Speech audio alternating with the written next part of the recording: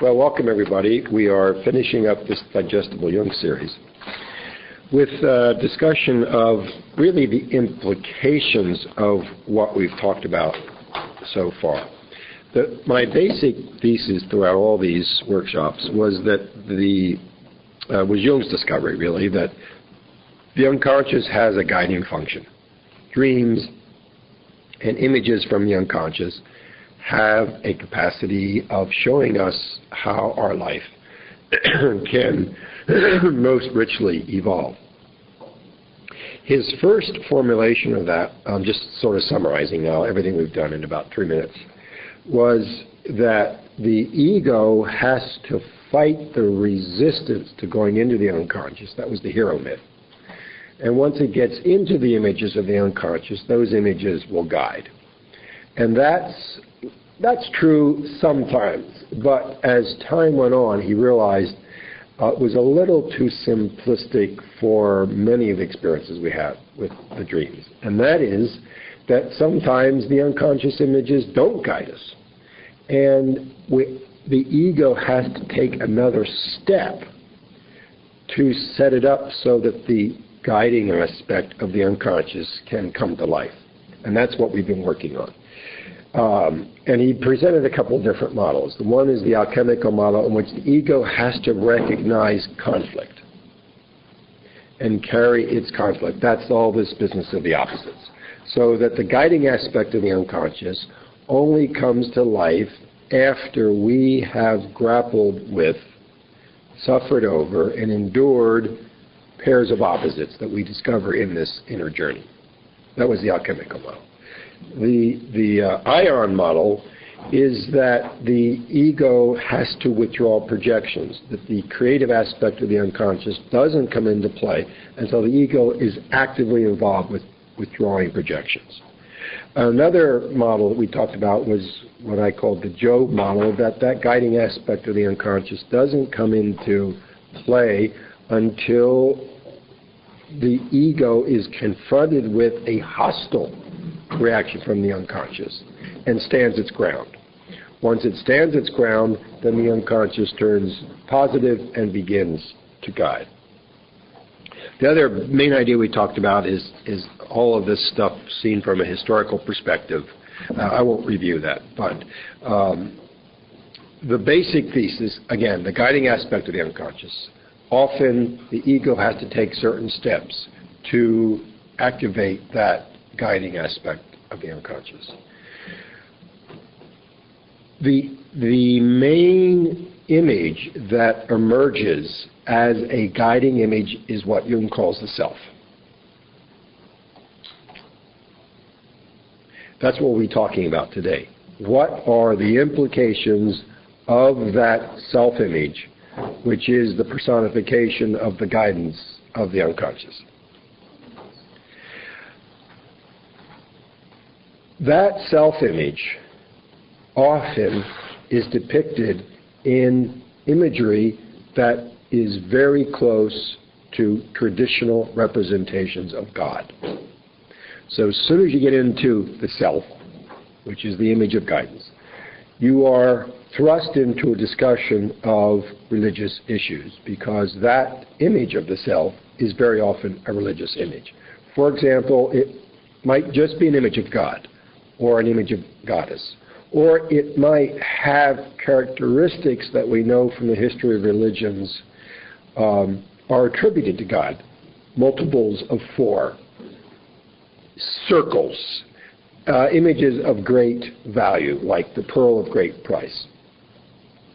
We talked about that really the very, very, very first thing we did here, so I won't go into that. I just wanted to establish the basic working hypothesis today, that the self-image, which is generated, as we've talked about, through this struggle between the ego and the unconscious, often has as attributes of its symbolism images of divinity or characteristics of divinity. So as soon as we get into talking about the self, we are faced with religious symbolism. And that evokes and has implications for our understanding of what religion is. So one of the things we're going to be talking about today is how does Jung understand the self as a God image, and what implications does that put to us for how we understand religion? So the first theme we'll be looking at is Jung's understanding of religion, as it comes out of the implications that the self-image is depicted in, somebody's here. I think she might actually have a key. I think she's a doctor. The image of,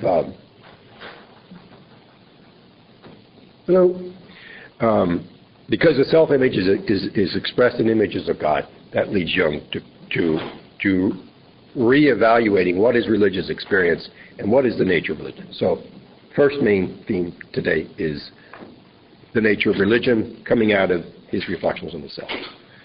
The other phenomenon that tends to occur when the self is activated is synchronicity. We'll talk about what synchronicity is. You probably basically know it's this coincidence between an inner event, inner psychological event, a dream image, and an outer real physical happening. So examining the guiding aspect of the self not only brings us into a discussion of what the nature of religion is, it also brings us into a discussion, what's the nature of matter? How can the material world act symbolically? So it likewise poses a challenge to our understanding of what science is. So that will be the second theme we'll be talking about today. How does Jung's work on the phenomenology of the self get him questioning the nature of the scientific method and the nature of the material world, which is the object of the scientific method? And in that, of course, he was helped a great deal in discussions with Nobel laureate Wolfgang Pauli. So Pauli and Jung will also be involved. So two main themes today. Because of the phenomenology of the self touches on God, we'll be talking about religion, and because synchronicity is such really a common occurrence at certain points when the self is activated, we'll be talking about the nature of matter and the methodology for investigating matter, namely science. That is our agenda for today. I have no idea how long this is going to take. We may get through it in a couple hours. We may need the whole day. But we will take a break in any way about every hour or so, however long we go. So we'll take a break this morning for coffee and chit-chat, and then I guess we're sharing a lunch from 12 to 1, and then if we still need more time, we'll come back in the afternoon and talk about the remainder of the problem. So I've given you a list. I tried to go through, not a list, a study guide really. I tried to go through Jung's collected works and pick out the most important quotes I could find on these two issues, the nature of religion coming out of the self, and the nature of matter and science. And I'll give you an outline. It might not hurt to go over the outline, and then we'll dive into it. The first thing we're going to talk about is Jung's epistemological criticism, which is based on Kant. In other words, before we can talk about what religious knowledge is, we have to spend a little time examining what is knowledge. So that's what will start us off. Then the next part on religion, we'll talk about what Jung calls the continuing incarnation. And I think, it's hard to say these things with sufficient nuance. But in a way, I think Jung was trying to see how the future of religion might evolve and whether his discoveries would have any bearing on that. Then the next part, we'll look at the relationship between science and psychology. We'll take a very brief look at quantum mechanics and how that would be what Wolfgang Pauli brought to the discussion. How quantum mechanics and synchronicity really have certain features in common, or at least potentially in common. So that what Jung was discovering about synchronicity, he felt quantum mechanics was, in an analogous way, discovering about matter. That raises a big question, which is, where is the symbol creating function in us? If synchronicities are symbolic and synchronicities occur outside the personality, then the symbol-creating agency is obviously not only something inside us, but it's outside us.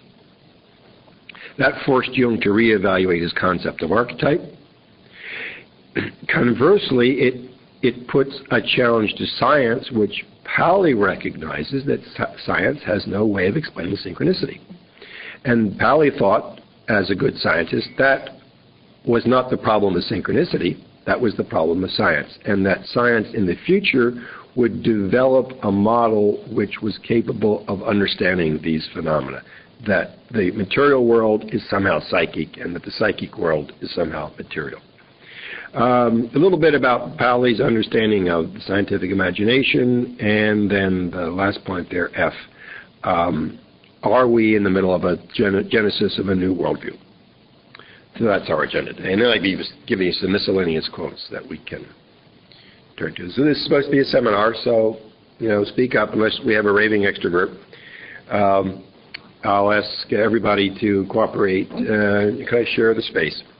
And hopefully we have a good discussion. So that's really the point of this stuff. It is controversial, and it's probably upsetting. But I find it very interesting. Okay, let's go to the first quote there. The main sources, I've given you all the sources, are Jung's letters. And that's where Jung discusses his final theological views. Volume 2 of the letters. Edward Edinger has done a fantastic job reading all of those letters, which are not easy, and summarizing them in his book, The New God Image. So he kind of takes the reader through the meat of Jung's thoughts in those letters. Psychology, religion, comes in there, but mostly the letters and Edinger. Okay, so here we go. I think this is probably the single most important paragraph Jung wrote on religion. And hopefully I can make its meaning clear to you. It's a letter. Many thanks for your friendly letter, he's writing back, which shows that the Buber-Jung controversy is a serious matter for you. And so indeed it is. For here that threshold which separates two epochs plays the principal role. I think that's the first dynamite word, separates two epochs. The point of view that Jung is putting forward, he feels is brand new, and it is a break with Western tradition. That threshold, the theory of knowledge, whose starting point is Kant. On that threshold, minds go their separate ways, those who have understood Kant and those that cannot follow him. So what Jung is saying is there is a basic shift in human consciousness that's going on, and you either get it or you don't get it. And if you are able to make that shift in consciousness, it is the foundation for reevaluating everything we've ever said about religion. And I think Jung would say it's preparing the way for a new religious attitude. What's the theory? Putting it very simply, Kant distinguishes between religious experience and religious knowledge. The argument goes something like this. An ant can never know me. Never know what? Me. The nervous system of an ant isn't sufficiently complex for it to understand my personality. That is a distance from the very small to the very large. When we talk about God, we're talking about the shift from the finite to the infinite. If an ant cannot know me out of that order of magnitude, how could an individual know God out of that order of magnitude? It is humanly impossible that a human being can know what God is. That is Kant and Jung's position. So that statements about God may have nothing to do with God at all. statements about God are statements about our experience of God. That Jung accepts. But he doesn't accept that that statement is a true knowledge of the infinite. That knowledge is impossible. In other words, there is no such thing as metaphysical knowledge.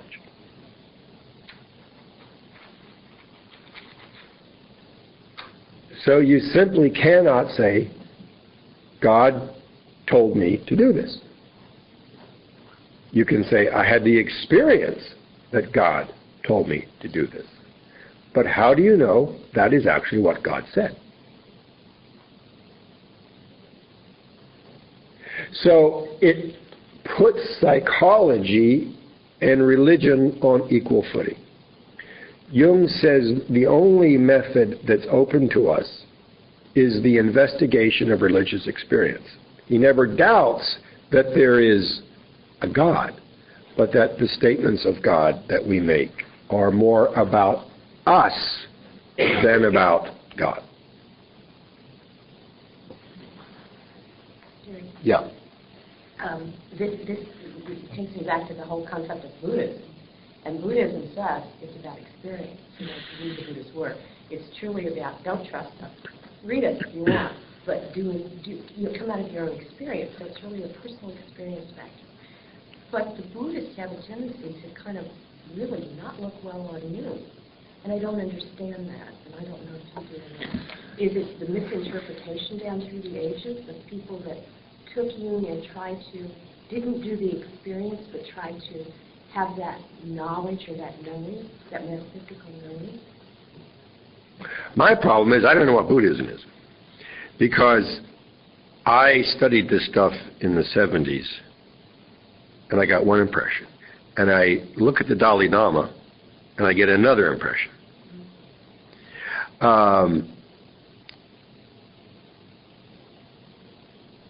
If there is a world transcendence in Buddhism, that's what Jung would argue against. I don't know whether that's old Buddhism or whether the Dalai Lama is actually redefining Buddhism. Because he certainly is not interested in transcending the world if he takes apart clocks and cars. He's interested in science. And he's very interested in science. And he's interested in that bridge. And he's interested in that bridge. You know, which is what you're interested in. I think I don't think I can give you an intelligent answer.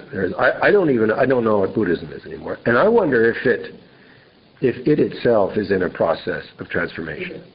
I would agree. Yeah.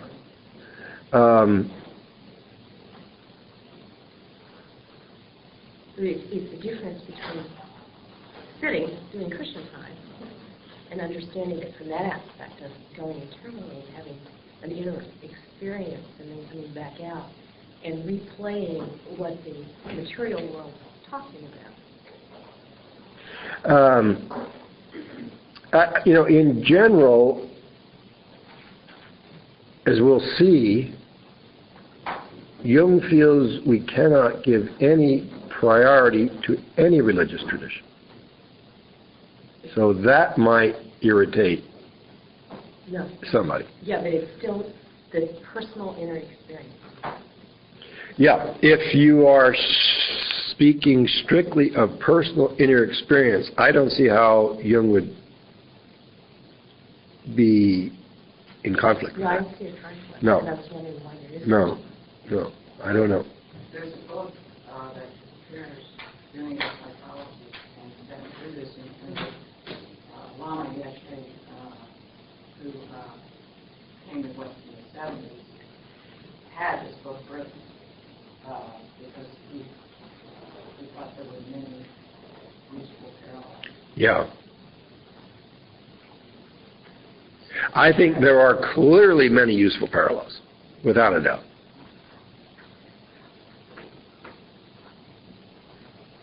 Well, you got the basic idea. No such thing as metaphysical knowledge. See, I'm not going to repeat, Janice. I can hear you, what you just said. Metaphysical knowledge. Okay. If you can't get here on time, you lose.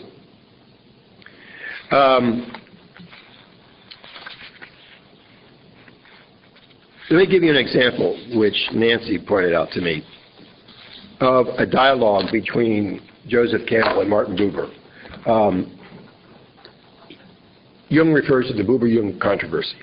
That might be a good place just to get a feeling practically for how this works.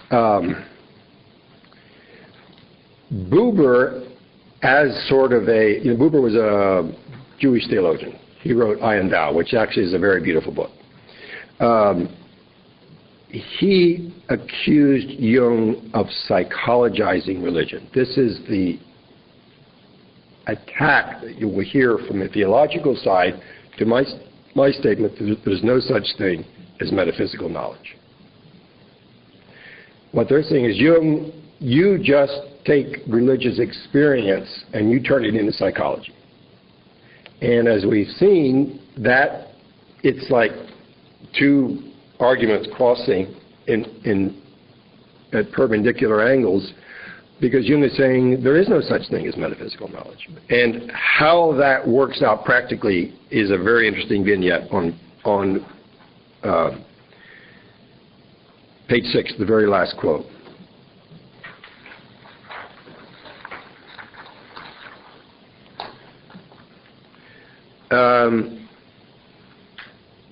There is the brief but interesting dialogue I had with Martin Buber when he was in New York in 1954. He was lecturing at Columbia, and I raised my hand and said, "There's a word being used here this evening that I don't understand." He said, "What's the word?" I said, "God." He said, "You don't understand what God means?" He replied. I said, "I don't know what you mean by God. You've told us that God has hidden his face, that we are in exile. I've just come from India where people are experiencing God all the time." And you know what Buber said? "Do you mean to compare?" You see, the religious tradition thinks its experience of God is a knowledge of God superior to other traditions. And what Jung is trying to do is circumvent that danger. Buber was a Hasidic rabbi.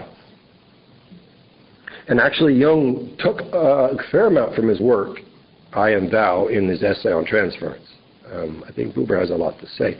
But it's this tragic point where the psychologists and theologians just can't communicate.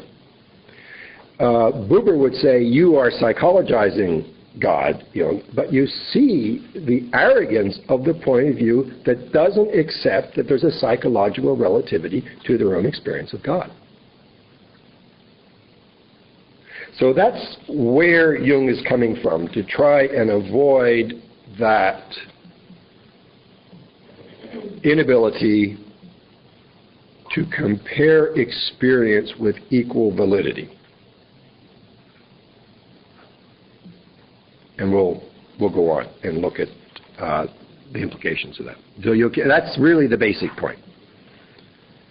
So you said that the traditional religions in general, they're saying their metaphysical knowledge of God is better than if someone has a psychological experience of God. Well, yeah, I would just phrase it a little differently. They would say their experience of God is knowledge of God. That's the way God is. So what you say about what the way God is wrong. It leads to an arrogance, a certainty, which Jung feels is a great error. That's what Bill Mayer's movie's all about. Have you seen it? I haven't seen it, no. Great.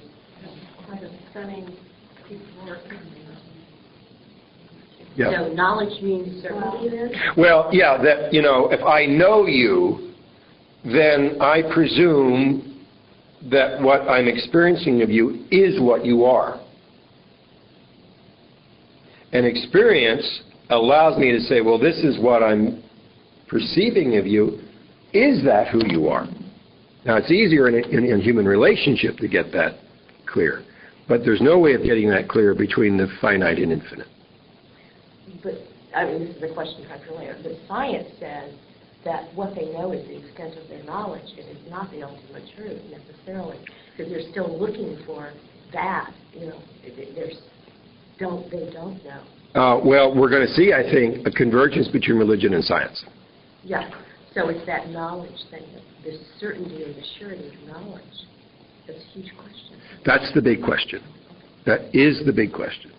And I just wanted to, just really lay it out why that's so important. And why Jung refuses to accept statements of God as certainties, which, infuriates theologians. Then they call that psychologizing religion. But it is really a fundamental shift in understanding. That's why I went to the trouble of reading this paragraph and emphasizing separates two epochs. Jung really feels we're at a shift in world consciousness.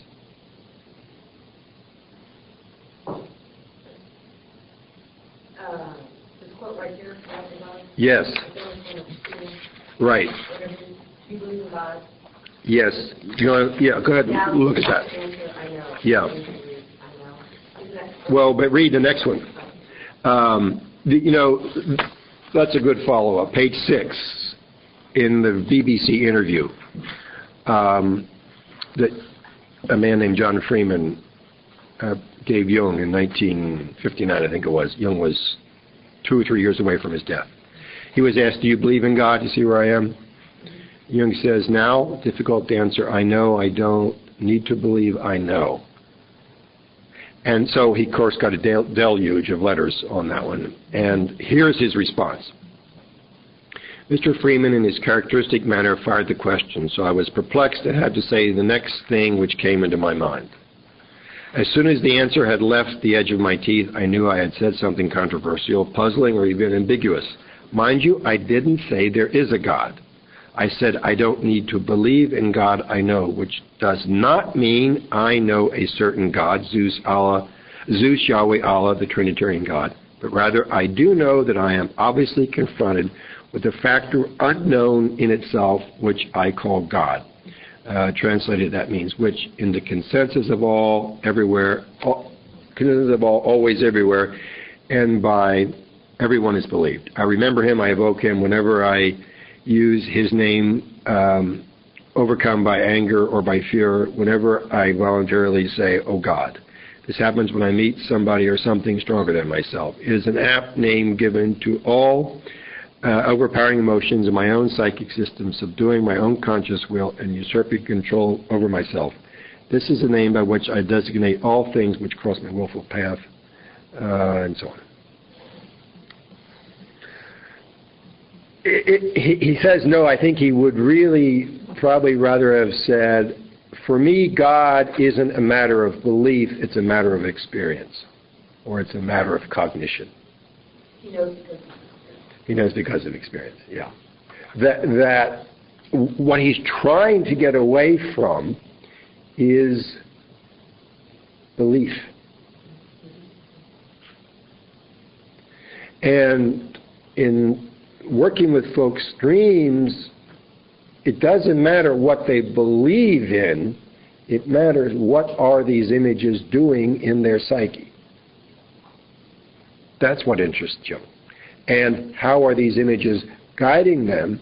How do we help people apprehend where the images are guiding them? And then help them move forward through that. So the way I've tried to put it, he replaces metaphysical certainty with ethical obligation. The point, we can't ever know whether that is God, but we do know it's a very highly important emotional experience to you. How can we help you follow its directives?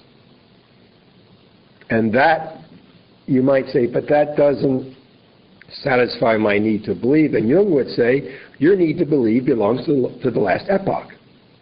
That is a need which we are now capable of surpassing. Yeah. I'm wondering, my sense of when you talk about theologians, these are the religions of the monotheism. And to me, monotheism seems to be an attempt to control God. And I'm wondering, do people really have a need to, particularly in that case, people really have a need to believe, or do they have a need to try to control? Might be the same thing.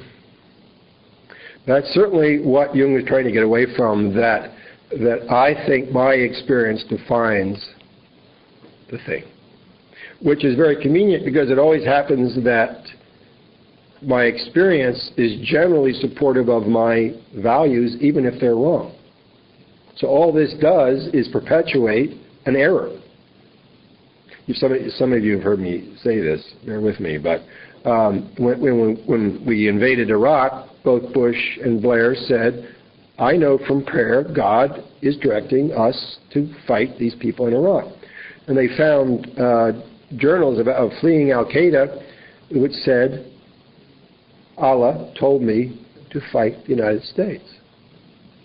That's the problem. That experience is a valid experience, but then it's a period at the end of the sentence and no questioning takes place. Yeah. Isn't it also a belief by other people of that experience that somebody else had? It's just a flat belief that what they said or what they wrote in the religious text are what their personal experience would be or is or is supposed to be. Yep. And in reality, maybe that person that's writing that or saying that is truly coming from their own experience. Yeah. And that it gets put down and gets solidified. And we'll see in a second, what it does, it perpetuates a childish attitude on the point of view of the believer, taking that other experience as a parrot. So it sets up a one up, one down. And what Jung is trying to do is establish an adult relationship to this experience. You know, Gary, I've got such an interesting idea, because my understanding of all of this is that mythologically, this was a helpful point of view for people who were experiencing the vagaries of life thousands of years ago. I mean, they were in these unknown forces, and they were trying to figure out how to participate with them. And so in the midst of that, they began to develop stories about them. Right. So, and as they could see things repeating, they developed stories that helped them to see these images repeating.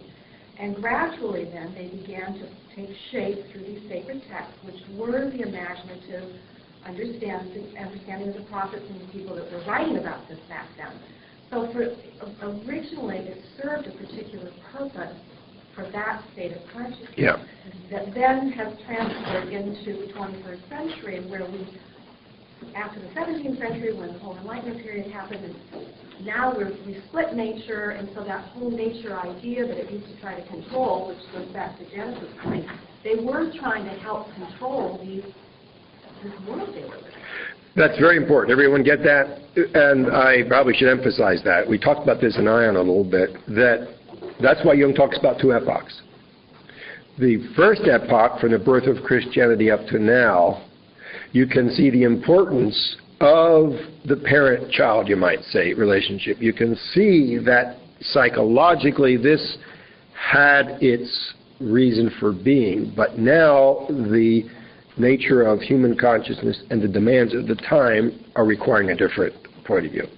That's why Jung says two epochs. I think it's very important. He's never criticizing the way things have been, but saying, let's look at where they are now, how must they change into the future.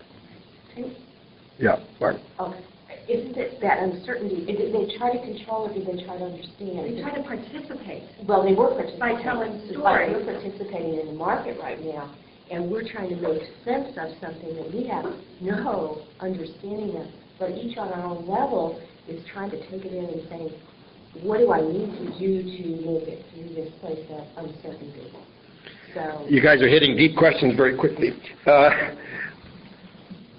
I would say that the error of the first epoch for our time is that generalized experience has come to substitute for individual experience.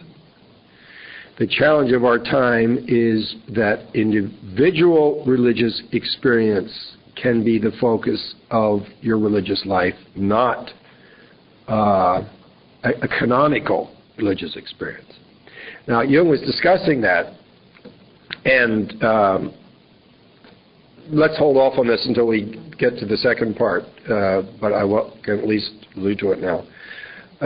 Somebody asked him, but religion has always been a matter of the symbol, and you're talking about a symbol. You follow the difference? My experience, your experience, your experience, your experience, your experience. Whatever happened to general communal experience? And Jung said, we're not ready for that now. We are in a position of leaving the state where general experience substituted for individual experience. You might say a general symbol substituted for individual symbols. Maybe the ultimate goal of this second epoch is to recover a living, working general symbol, but we will only get there as individuals discover their symbol and come into dialogue with them.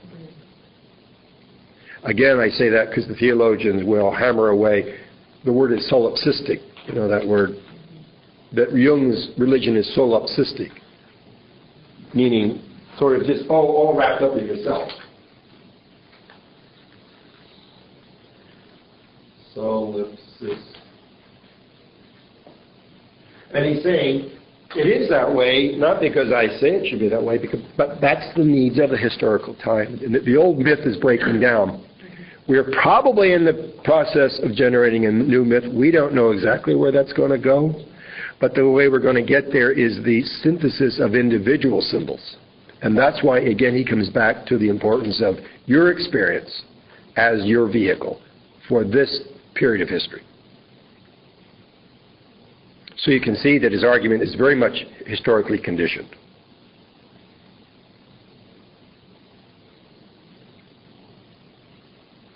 The next quote, again, says pretty much the same thing, slightly different way. There's a big old typo there. It should be, I approach psychological matters from a scientific and not from a philosophical standpoint. Inasmuch as religion has a very important psychological aspect, I deal with it from a purely empirical point of view. That is, I restrict myself to the observation of phenomena, and I eschew any metaphysical or philosophical considerations. In other words, what he's interested in is, what is that religious imagery doing in your dreams, not does that tell us about the nature of God. So that he can study the dreams of a Buddhist, he can study the dreams of a Muslim, of a Christian, of a Native American, and he grants all of those images equal validity because he's examining what's your relationship to the image. He's not looking at what of any metaphysical world does that image refer to. Because by definition, we can't know it.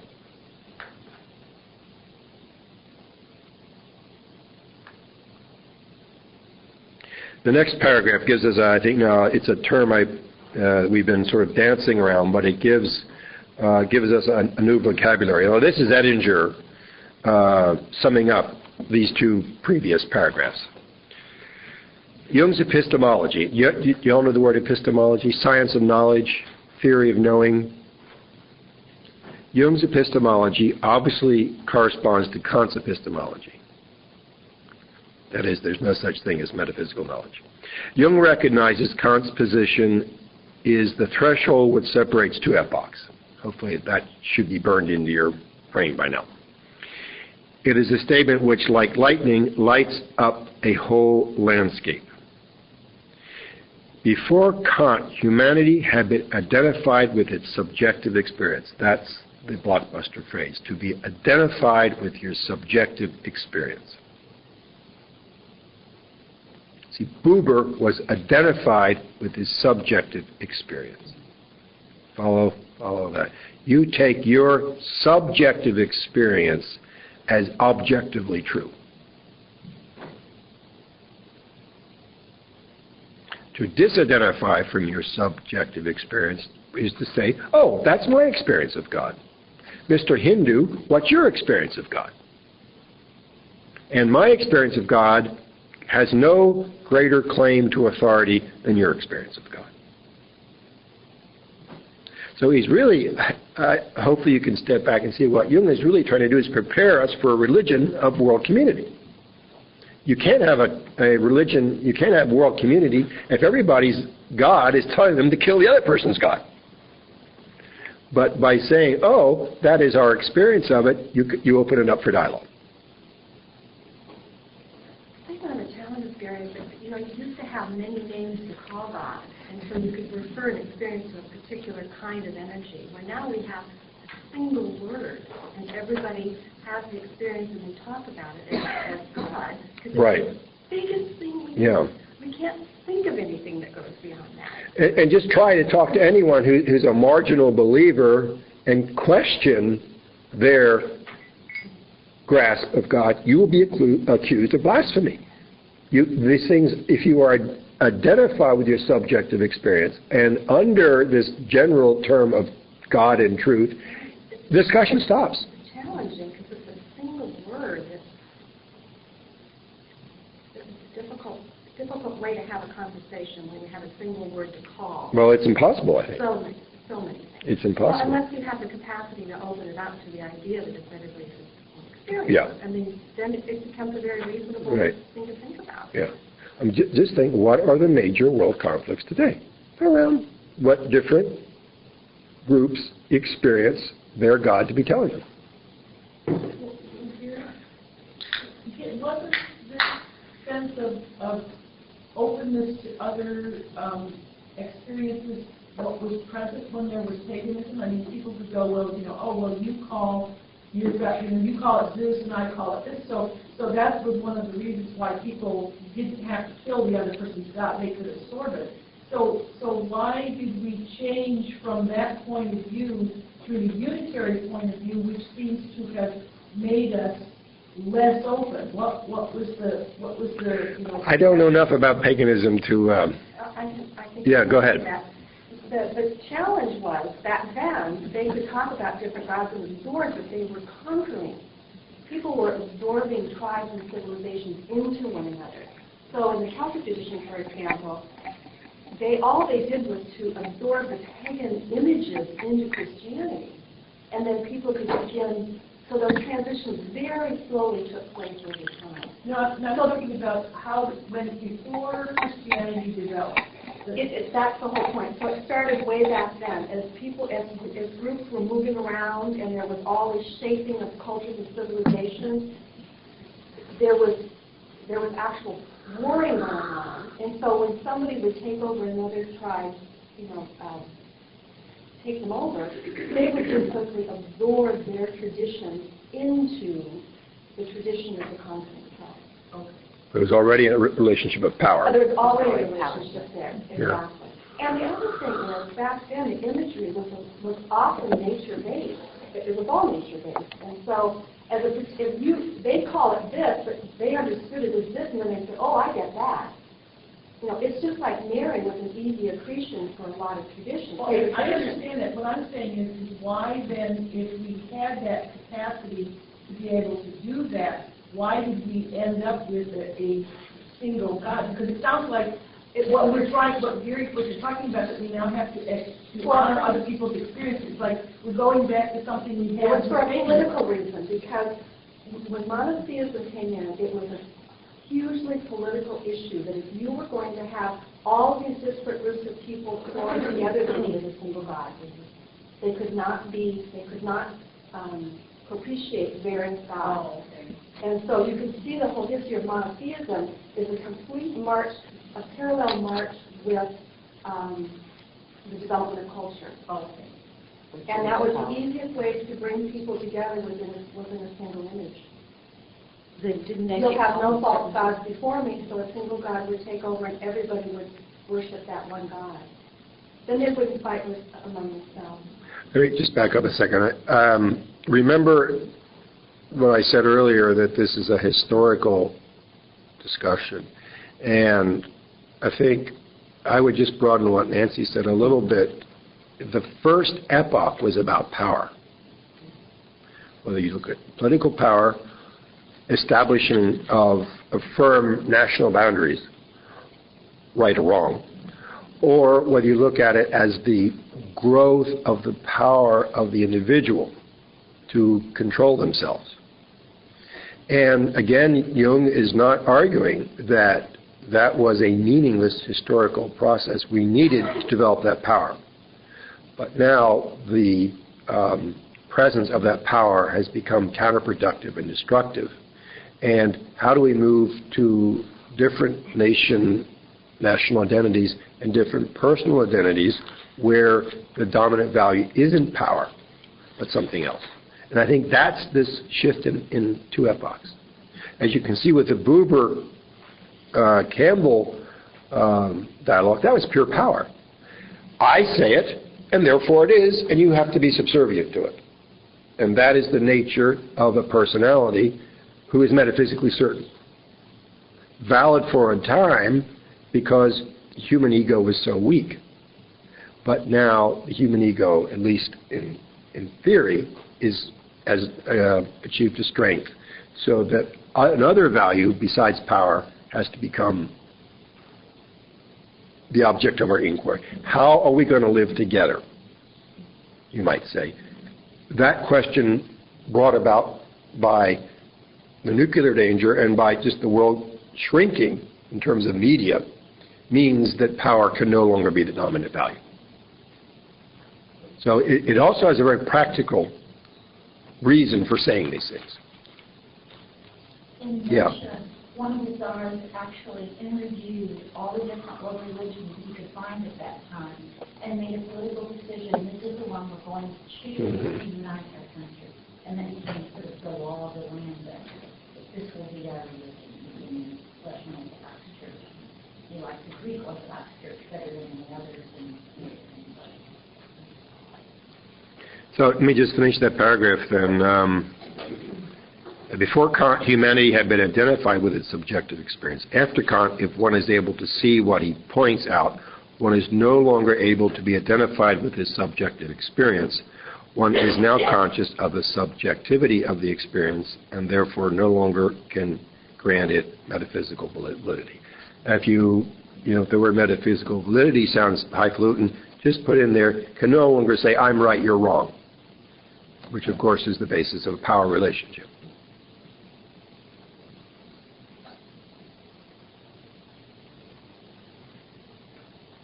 And now the Jung says the same thing in the next quote. My human limitation does not permit me to assert that I know God, hence I cannot but regard all assertions about God as relative because subjectively conditioned. In other words, the perceiver in having an experience of God, his psyche is what is shaping that experience. So that the experience of God is a statement of the psyche of the perceiver. Does that make sense?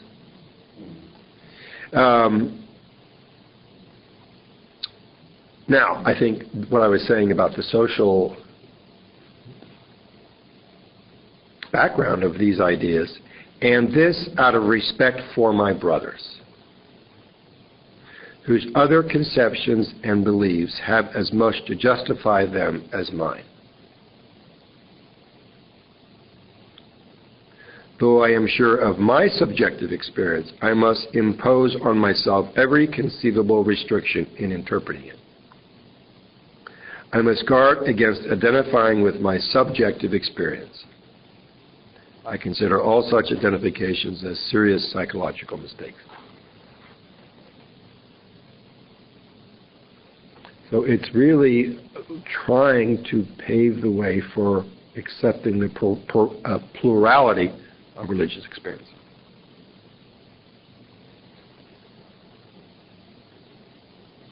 Because when Jung was a young psychiatrist and he had a couple of patients in the ward who thought they were Christ, he would sit them down with each other.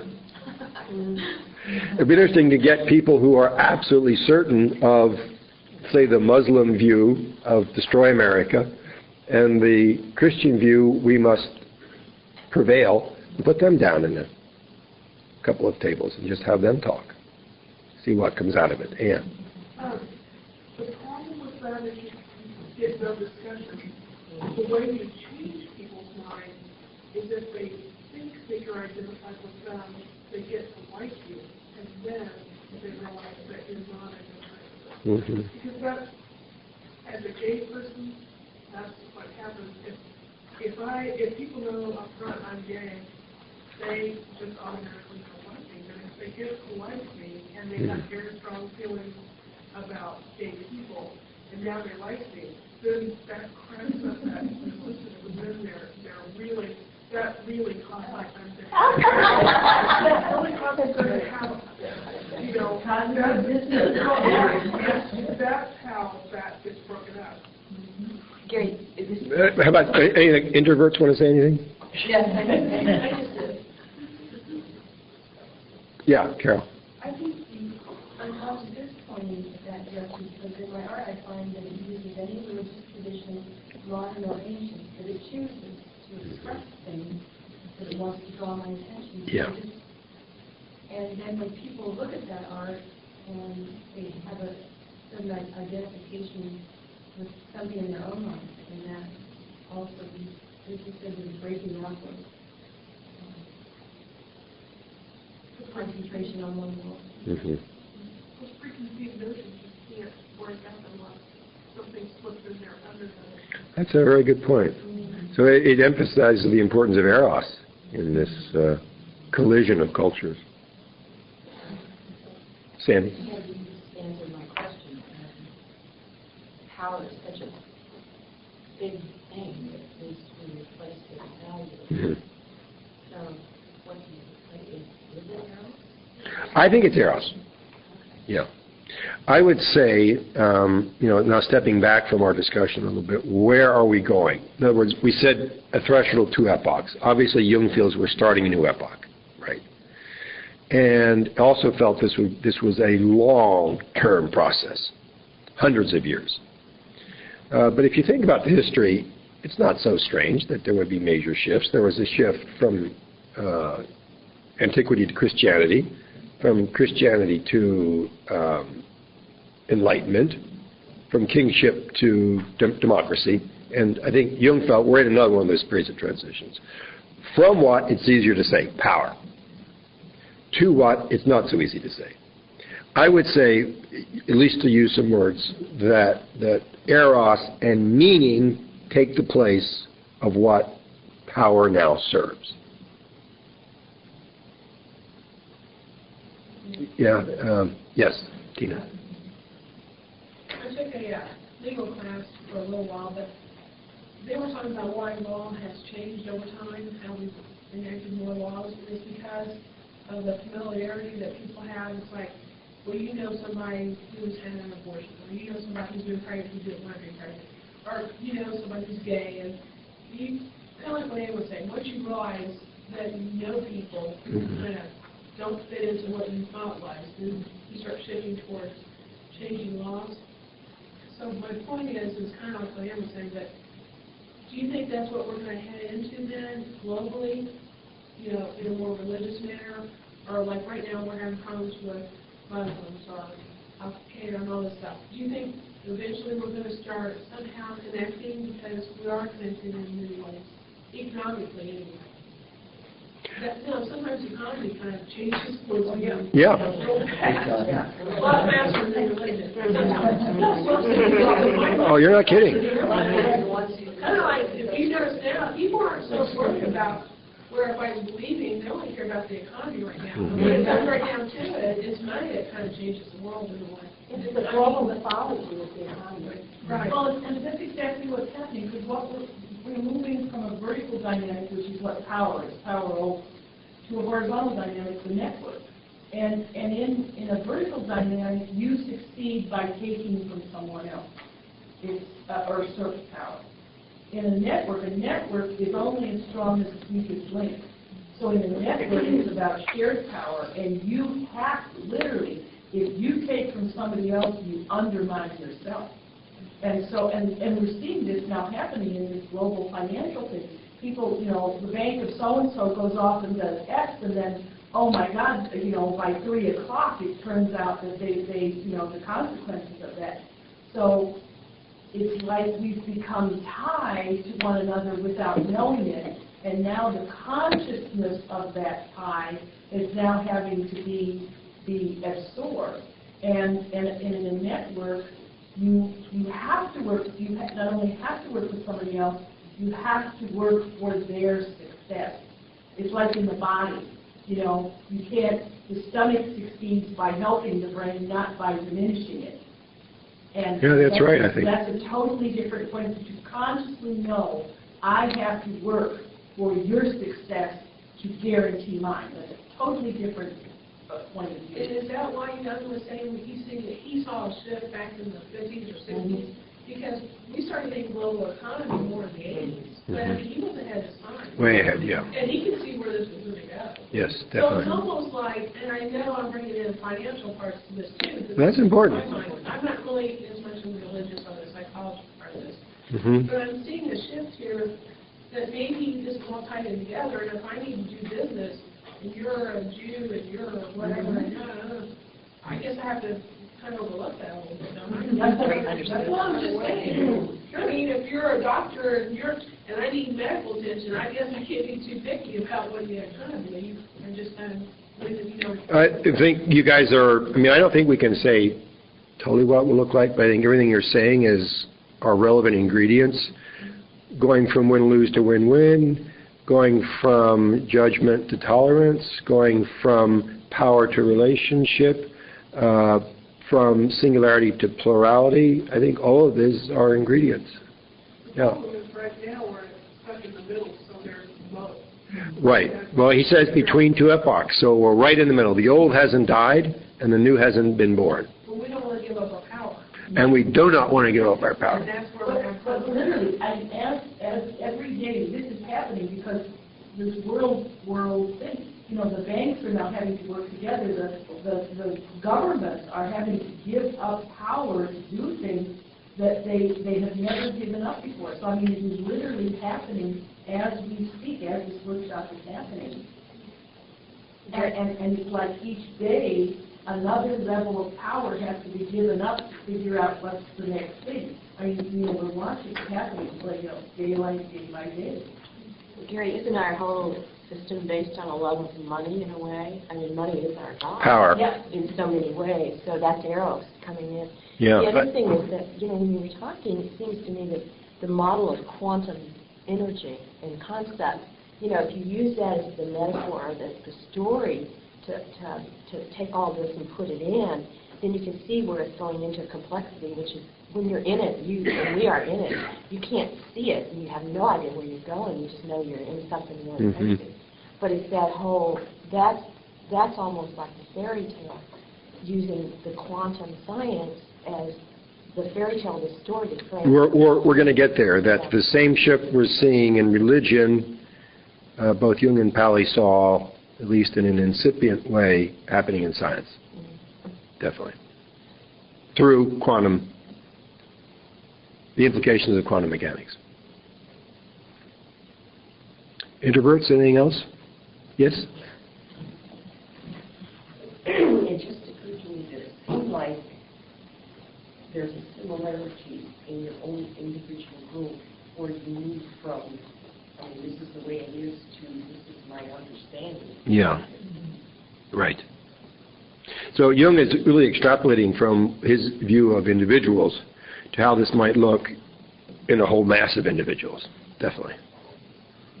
And I think he feels at the moment the best we can do is our own individual shift. Though we can talk about that. There might be another step, but... Anything else, introverts?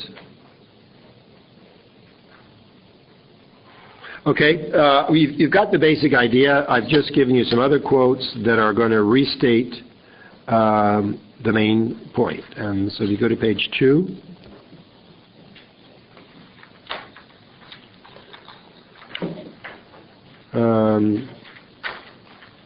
In the individuation process, the ego is brought face to face with an unknown superior power, which is likely to cut the ground from under its feet and blow consciousness to bits. All talk of this opponent is mythology. excuse me, all statements about the ultimate are anthropomorphisms. We'll talk about those words. However interesting or enthralling metaphysical statements may be, I must still criticize them as anthropomorphisms.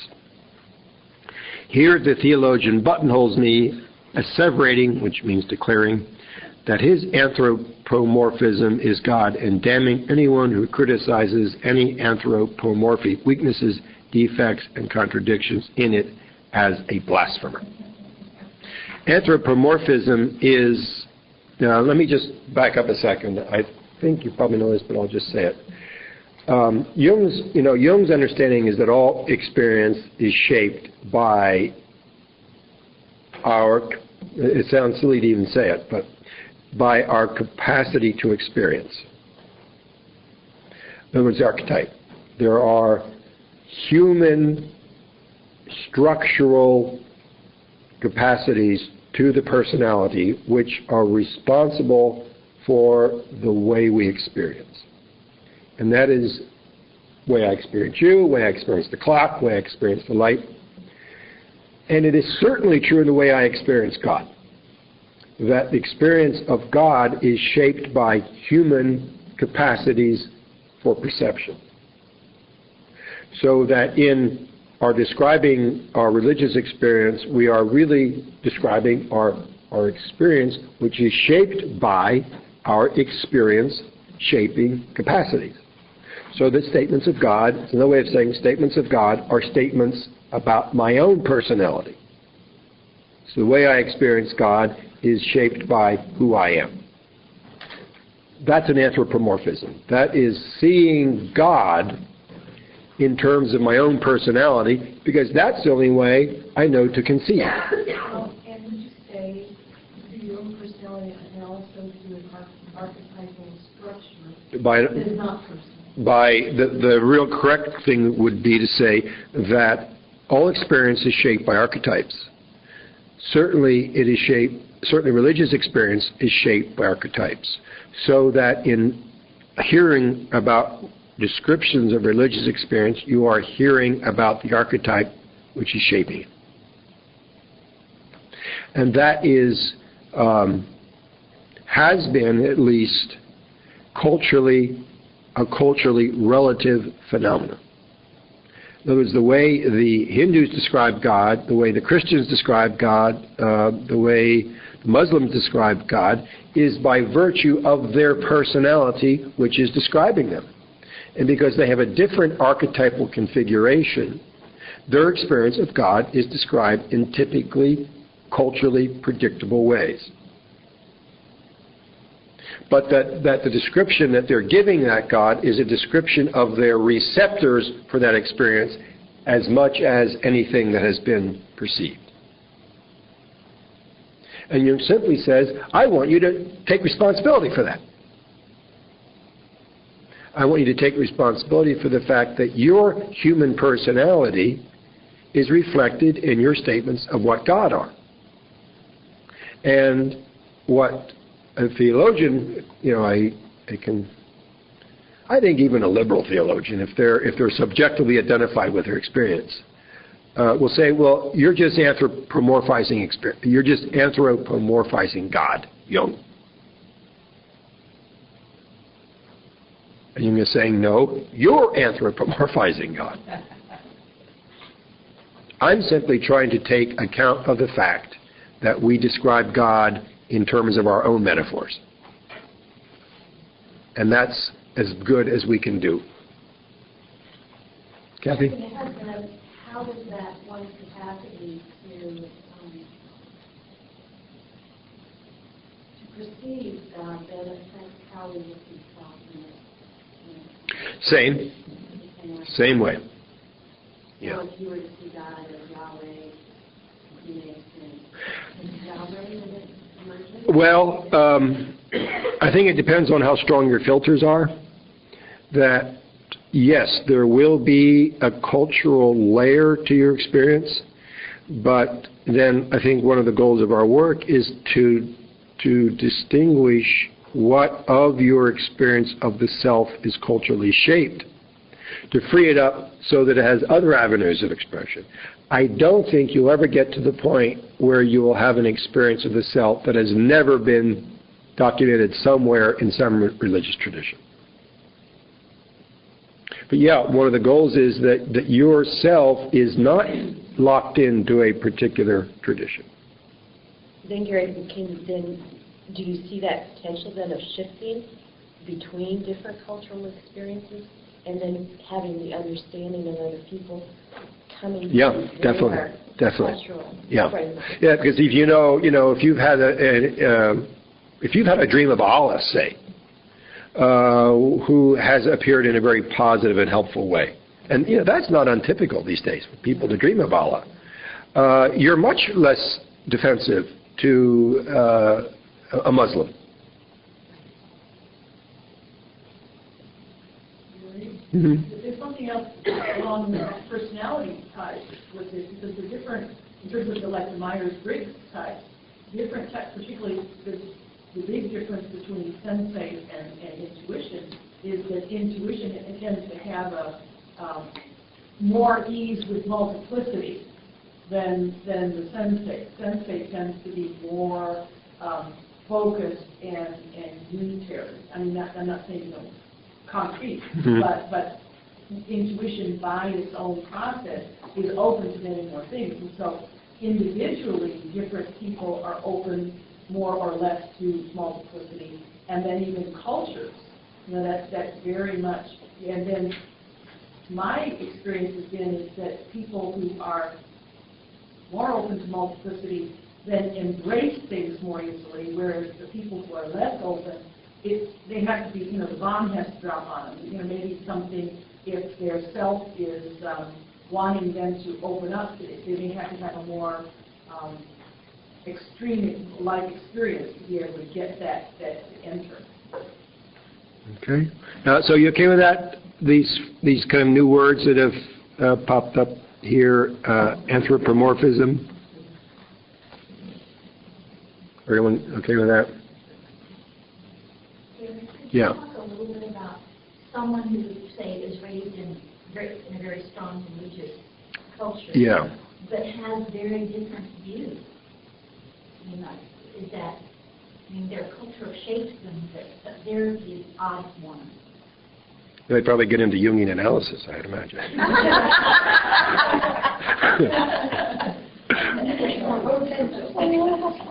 Probably in this lecture. Pardon? They're probably in this lecture. They're probably here. We've got all of them, all 15 of them in the world.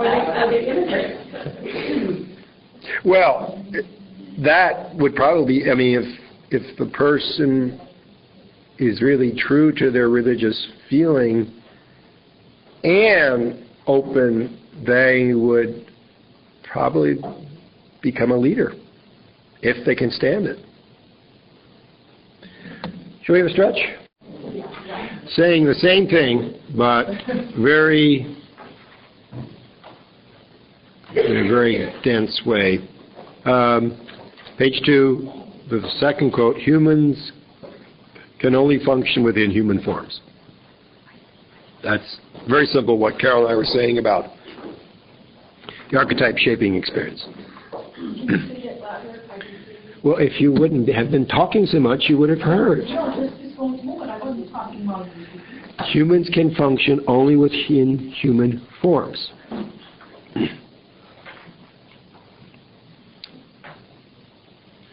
In other words, that religious experience is a statement about the psyche of the person experiencing it, what we said before. Again, we're just hearing same thing now in different words. But I think it's really important we get this distinction between knowledge and experience, and that informs all of Jung's methodology. I regard all declarations of faith as an object of psychological research, since they are subjective human statements about actual experiences whose real nature cannot be fathomed by man in any case. These experiences contain a real mystery, but the statements made about them don't. Does that sound familiar? Now, sort of building a bridge between our next theme. This is from Edinger. See if you pick up what he's driving at.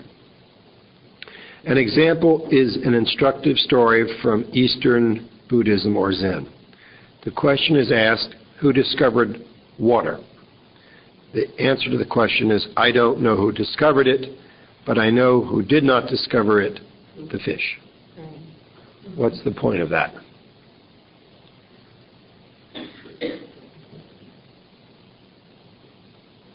We can't know anything that we're completely, utterly immersed in. Right. You know, we don't have the capacity to perceive something in which we are totally enmeshed. So for Jung, the water is the nature of religious imagery. And his feeling is, or Edinger's feeling is, that the reason Jung can talk about it as an object of inquiry is because he's not contained in it. As long as you're contained in it, as long as that particular mythological system is your frame of reference, you're unable to see it. So that getting outside that particular mythological frame of reference is required to be able to have this discussion, and that's the shift in epochs.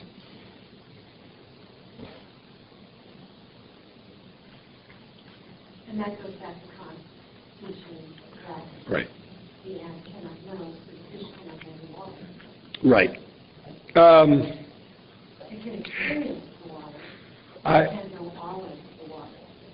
It can't know the whole ocean, right? Well, with the ant and the human, it's more a difference of orders of magnitude. I think with the fish in the water, it's being in the thing you're trying to see.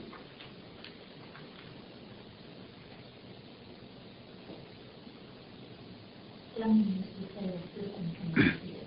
A system can't see itself. That's really well said. Yeah, that's the idea. And you can only see the system of religion when you no longer identify with it. So that you have to give up having any place you can hang your hat, trust-wise. There's nothing to trust except your own judgment.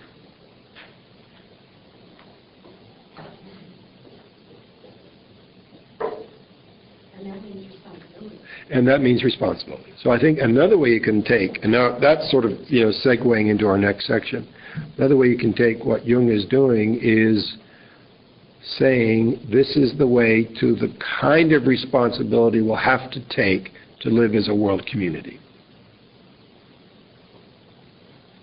Yeah. Doesn't that create a problem that if we think that our moral and ethical value base is based upon our religious basis, Yeah. then getting out of that means that, in a way, that there's a fear of losing Right. that. There is a fear. Until you can build your own, Yeah. just because it is what it is. I would say there's not only a fear, there's a reality. Mm-hmm. That, and I think that's what we're living through today to a large extent with, the chaos. That old epoch, that provided a set of rules. Well, they weren't the greatest in the world, but they did kind of work. And till you get to the next epoch, you're in a betwixt and between, and the great danger is there's no morality. Is it equally true that the fish doesn't know water until it's out of it?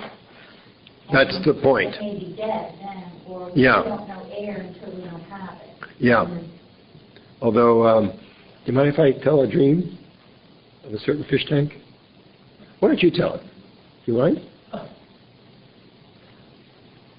Remember the dream we talked in class? I was in like a museum, and there were all these broken glass on the floor, and the aquariums had all busted or something, and there were fish out on the floor, and I grabbed one because I couldn't save them all, so I grabbed one, and I was going to put it in to another fish tank, but I was holding it in my arms. I was going to save the one and put it in the water. Yeah. I think that we've got to save our own fish. Then. But that broken fish tank, so that's the broken church. So, Gary, can just go back to relationship and the feminine, because feminine is relationship. It's so certainly like you have to get out of having the need for the rules and go with taking relationship and sharing it to your own relationship to your own self, I think, to start with. Yeah. Okay, well, that's point one. The next bit about religion, which I see as an implication of Jung's work on the self, is that, okay, what are we going to put in place of the previous religious tradition? This may sound a bit like I'm contradicting myself, but I don't think so. And respect the tradition that we've come out of. It would be so nice just to forget everything that has come up to now. And this is where Jung kind of unpopular with the liberals. But what he just said before makes him unpopular with the conservatives. And what he's saying now makes him unpopular with the liberals, because he feels that past epoch did have significant values and it provided a function. Can we get the best of that function out of it and reinvest it in a way that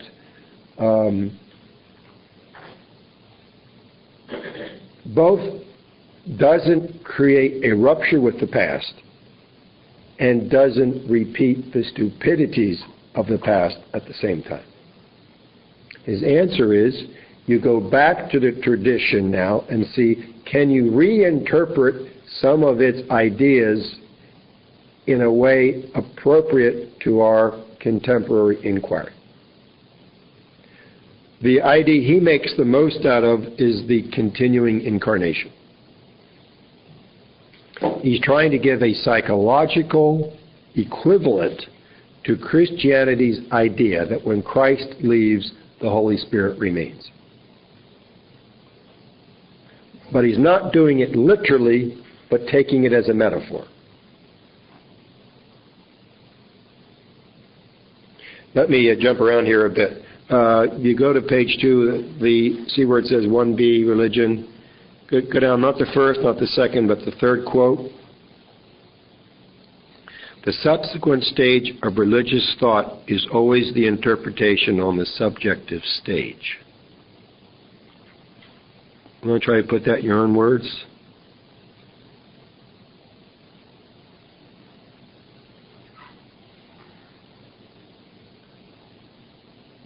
This is opening up a whole other dimension to the discussion. Shall I try it, or somebody want to try it? Is that the idea that what was once with God becomes a matter of human psychology in the latter method? Yeah, a little. I just put it a little differently. What was once dogma and believed in can't be gotten rid of. It's got to be found again as a metaphor. And that may, in fact, not be blasphemy. It might be the way religious consciousness develops.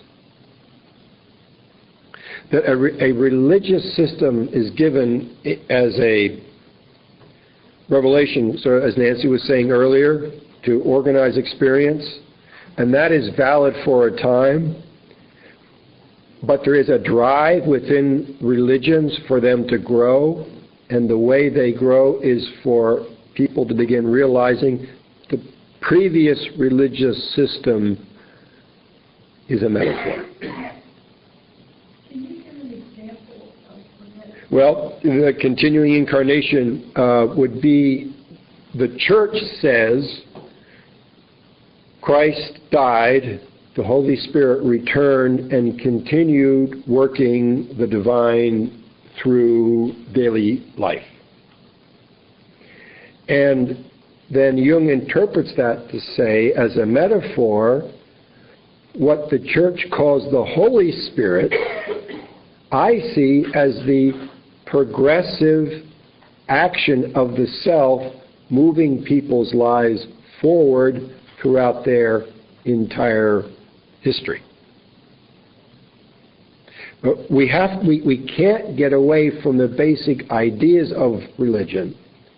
We've got to go back and find their application, but seen not as an objective truth, as a subjective truth, and as a metaphor. And that will fulfill the meaning of the previous historical phase. Can you give an example? Now that's because Jung recognized that, but he's ahead of his time. Yeah. Is there any place where you see that happening on a culture, on a collective level, where something that was dogma is now? There's a lot of theologians that are working this. It's the idea of you can't have reactio ex nihilo. Nothing can come out of nothing. And so any conversation you have is either within or it's in response to, because nothing is in a vacuum. So my favorite theologian today is Catherine Keller. She wrote The Theology of Becoming. And she takes both literary and sacred texts and metaphorically does an hermeneutic move on them to bring them into metaphoric consciousness. Her whole idea is that everything is in potential. So she shows the imagery, how that's true, and how some things rise and almost form and then fall back into the unconscious. So there's a lot of theologians today that are working on this idea. So and she preaches in churches. I was telling Gary, it's kind of interesting to me. And in my own good friend Father Jeff Bodecker, he uses all sacred texts as metaphors. His homilies are always metaphorically based. And he shows how we are experiencing in our lives today. So I think it's going on, in many places. I don't think people think of it that way. They're just involved. I mean, we've sort of taken ourselves out of the process and we're looking at the process, where I think others are just, they're in it and they're participating. So they don't think of it the way that perhaps we do.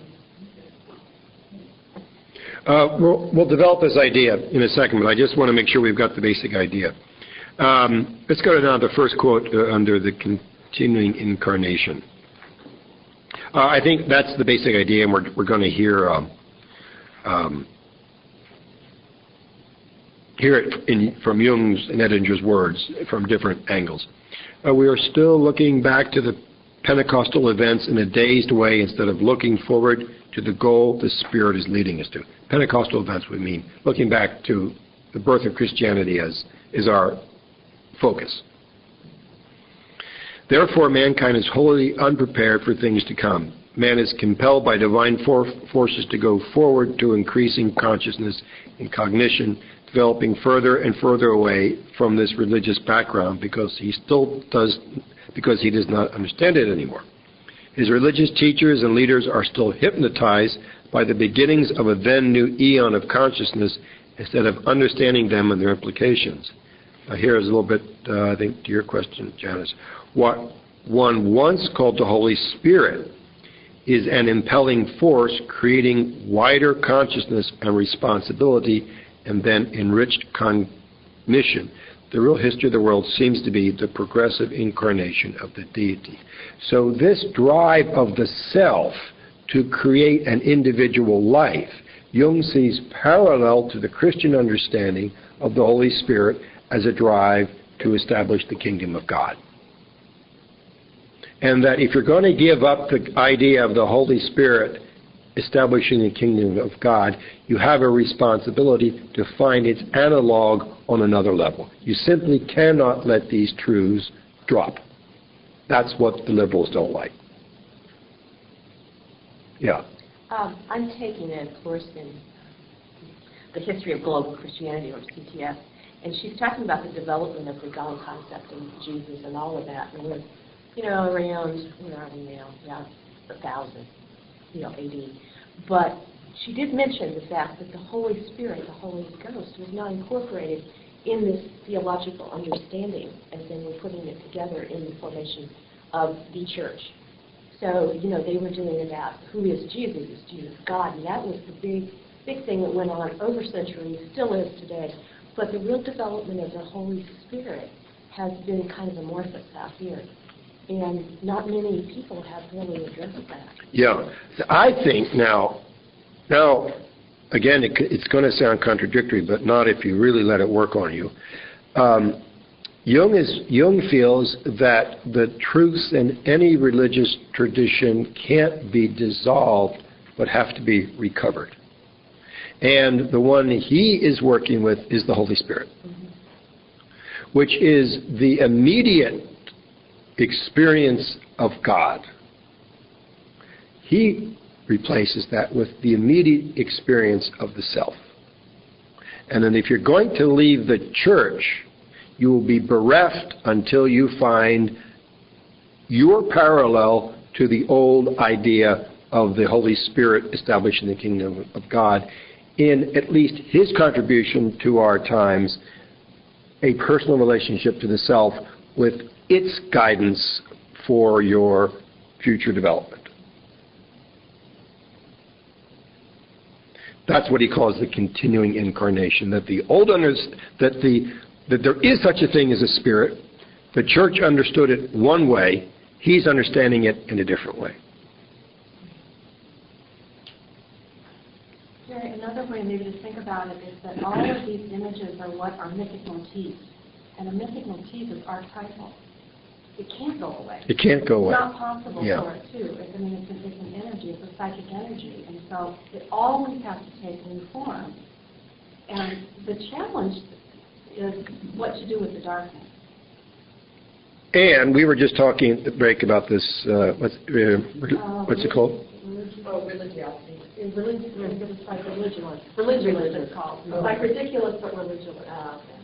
Religious, where he's deconstructing the falsehood, but does he ever turn around and say, what are we going to put in its place? No. No. See, that's the error. He just asks us to notice how we all have these traditions and we're killing each other. Mm-hmm. That's the point of this thing. Right.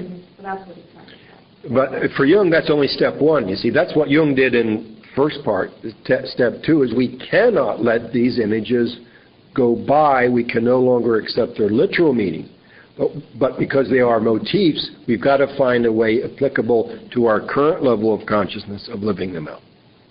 That always felt like individuation has to happen within your own culture, and you can't take over. Well, I think more generally, individuation is his answer to people not being able to stomach the literal meaning of religion anymore. That all of these things come back, but on a different level. But the thing he does not want to let go of is there is an inner guidance. And that's what is defined after the first quote. Some of you heard this so many times I realize, but bear with me. That there is a primary reality called the spirit. And here's his definition. That factor which creates images in the inner field of vision and arranges them into a meaningful order. Something in us is creating images. And when those images are understood in our dreams, in other words, the next dream evolves. Something in us is moving these images forward. That's what he calls the spirit. That is different than instinct, of course, because instincts repeat themselves. The spirit evolves.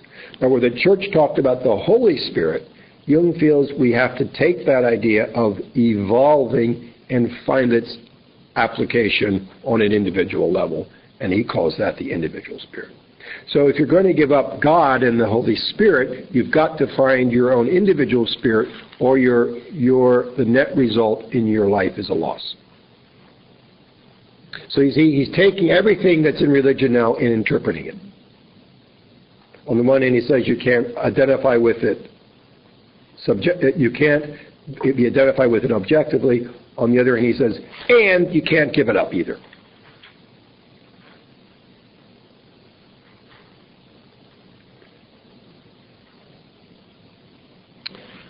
Why is that so hard? Well, we get a little bit of that in the next quote.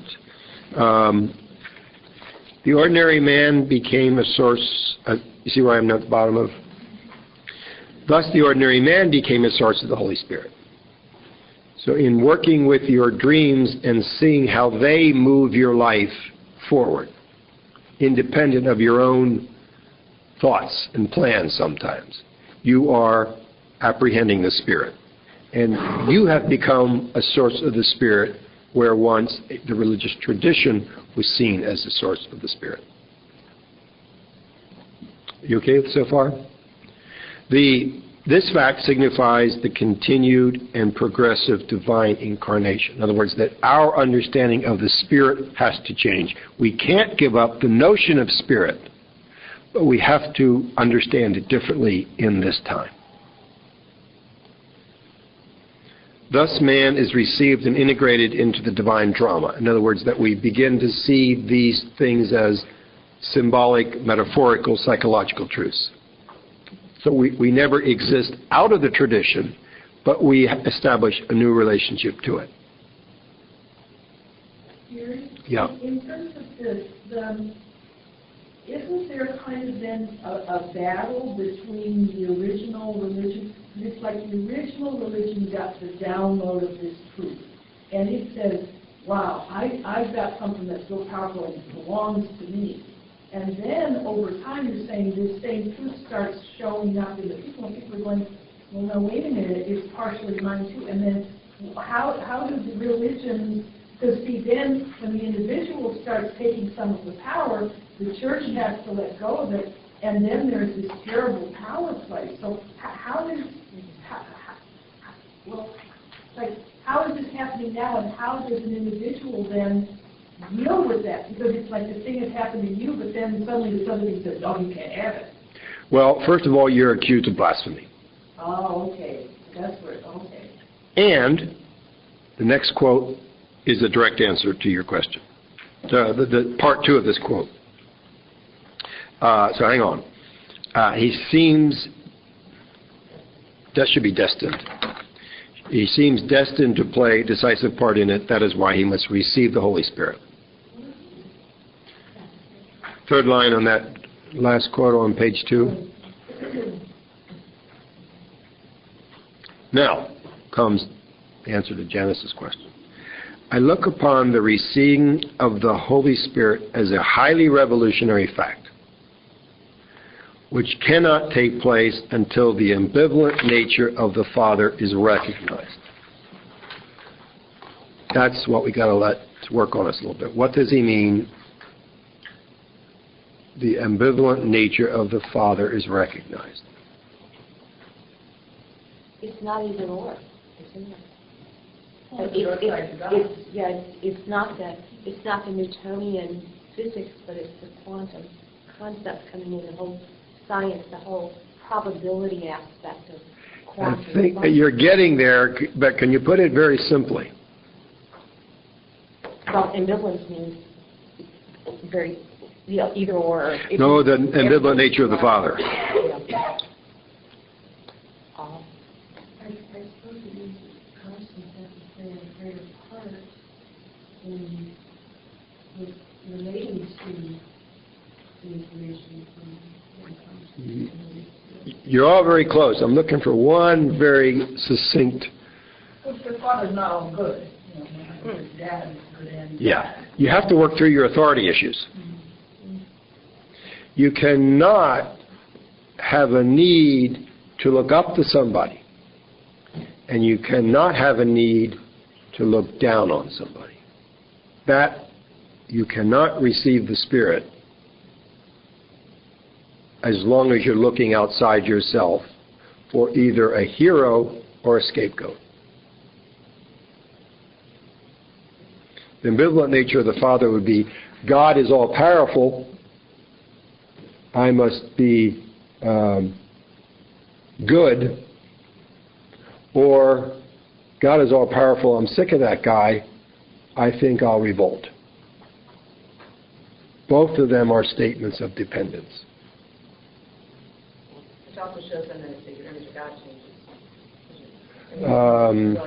Yeah, certainly your image of God changes and your relationship to that image changes. Does that make sense, everybody? It's real important. Well,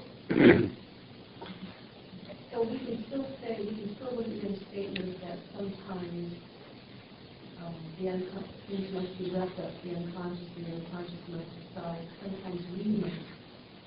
Consciousness. You can still look at those statements. Look at this idea through those statements. Yeah. I would rephrase what you said first, that the unconscious may guide, but I have to process that guidance and evaluate whether I agree with it or not. I can't take any fact as superior to my own judgment. Still be being in a parent-child relationship. What does he mean then when he says sometimes the unconscious has to have the last word? It does, but it's got to be filtered through me who recognizes these various alternatives and assents to it. Consciously submit to that last word. See, but the key is consciously submit. Having evaluated the possibility of not submitting. Not ever accepting anything blindly. In other words, when you get a dream and you think you've understood it, you've always got to ask, do I agree?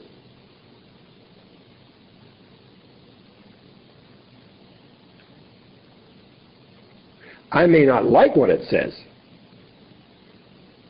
but I have to consider the possibility of its error and make a judgment, yes, I accept this, or no, I don't accept this. If I may say, in sort of Jung 101 dream groups, this is the great error. People have a dream, they say, well, my dream said I should. That's a cop-out. And we say that, but hopefully what we're really saying is, I had a dream, I understood a meaning, and I decided to act on it. You know, you get schizophrenics who say, well, I killed them because the voice said. No, you killed them because you agreed with that voice. Mm-hmm. So, Gary, doesn't this come down to the basis that you've had to do all your individuation or all your inner work and at least looked at, not necessarily removed, but looked at your defense mechanisms and all those blockages and everything to really get to the place where this can truly be stable? I think the particular defense mechanism he's talking about here is idealizing or rebelling. That you know that you've worked through both of those needs. And if you look at a rebel, somewhere they always have a closet of idealization. Gary? Yeah. On this point, is this why so much of current religion is dead? Because so much of current religion is a deification of God and a scapegoating of a whole bunch of other people. Yeah, I think it is. So that is kind of the sign. So the spirit is not coming in to them, and so they're empty. Well, in other words, you can't have an individual relationship to the spirit as long as you idealize and rebel. Yeah. I think that's why a lot of people get sick of the church. But, of course, when they say, you know, we are separating from this system of religion, very often it's just a rebellion. That doesn't work either. That's why Jung is saying you have to go back to the thing and recognize its value on a different level. So, let's say this movie which continually chops down the religious mind, that's still rebellion. And that will not, and the tragedy is that mind thinks, well, I'm freeing myself of the superstition and living the genuine life. And the tragedy is that the spirit will only come in once you get past that need to chop down or idealize. Either way. And usually, when you hear one, and you don't see the other way, you'll see it. Mr. What's his name, may not idealize religion, but I bet he idealizes the corporation. So I think it's a very important thing, and that ambivalent nature of the Father is your relationship to your personal Father and your relationship to any authority system, and certainly your relationship to the authority of the Church. One quick thing that he does in this movie, though, that I think is interesting and related to this, he shows how there are different mythic motifs across religions, and the woman I went with was just shocked to know that. She didn't know other traditions had virgin births in them. And so he shows Horus and Isis, and we see the Madonna child. Yeah. So there is sort of a way of approaching this that begins to show how there's so much similarity across the traditions. And it's one way to begin sort of shaking the boundaries loose, to begin considering. Yeah, with respect, with all respect to him, probably the way you get into this transformation process is through rebelling. But if that's where you stay, I think Jung is saying, then you're not going to find a relationship to the guidance of the self as long as you either idealize or rebel. And you ask why it's so hard. I think working through those issues is very difficult. Can't idealize. You have to give up trust of external things. Can't rebel. You have to stop complaining. Neither of them are particularly fun. But then when you find that individual relationship to the Spirit, when you realize there is something in me guiding which I can come into relationship to, then you become creative.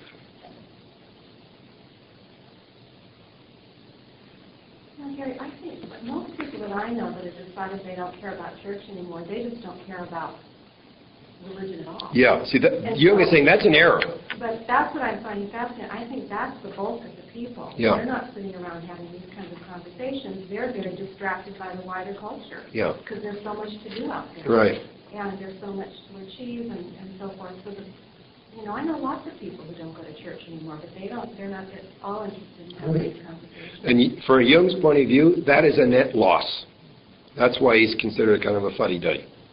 Because he says you can't let this stuff go. You can't identify with it, and you can't reject it. There's got to be a median point of view in which you see its value as a metaphor. Well, I think it's a necessary error.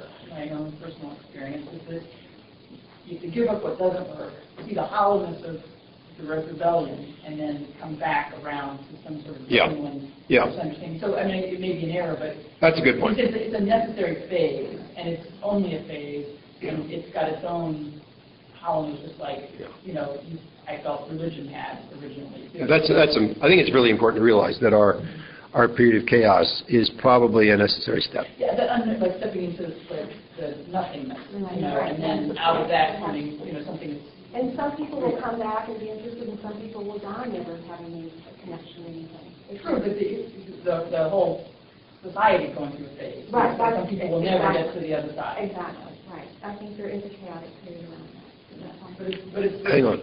Do we have any other introverts that want to speak? Now's your chance. Barbara. I was going to ask him that we look at what the true definition is of religion, because religion is not necessarily the church, but religion is something that you give greater power and, how you weigh it and value it. To me, I think what you said is so true. But in fact, what they may have done is taken that whole drive towards religion out of the church context and put it into something else, I'm sure. So, for Jung, religion is following the Spirit. You really get what I mean by Spirit? No. I'm sorry, I don't. No, good. Don't be sorry. Don't be sorry. Don't be sorry. I kind of see what she's saying, because I don't go to church. I tried, and I just don't really care. I mean, I really just don't care. I really don't care if I've been in for the last few years now. It's like, just because you're a minister and you tell me you talk to God and this is what He wants, what makes you so right? What makes Him so right? Yeah, nothing makes him right. So I'm kind of trying to figure out what you said about, and then you're saying the emphasis moment kind of needs to get back to that. I mean, modify it, but... Well, let's look really careful at Jung's definition of spirit.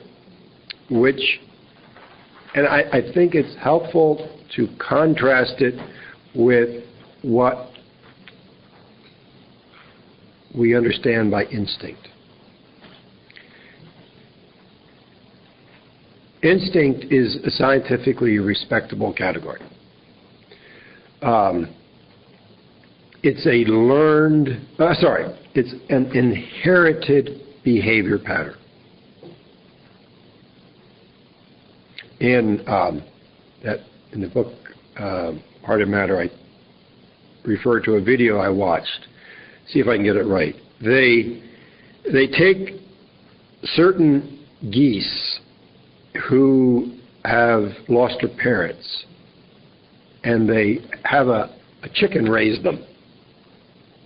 Chickens don't swim, and chickens don't know the mating dances of geese. You take those geese raised by a chicken and take it to water, it will automatically swim. That's an instinct. If you take that young boy goose and put him next to a girl goose who's also been raised by a chicken, they know their mating dance without ever having been taught it. In human beings, instinct is generally related to the sex instinct and to the fight-flight. That you don't have to teach somebody that. It's inborn. The characteristic of instinct is that it's repetitive. Sex instinct, fight-flight, have not changed in 10,000, I don't know how many thousands of years. Freud, now going to a little bit to psychology, says the problem with people is we got to find a way to help them change their instincts. And the way we do that is we help the ego grasp the energy and put it in a different form. But that instincts left to their own just go on and on. Jung's observation is different. That the dreams personify these instincts in images.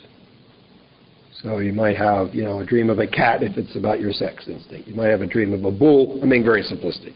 A bull if it's about your aggressive instinct.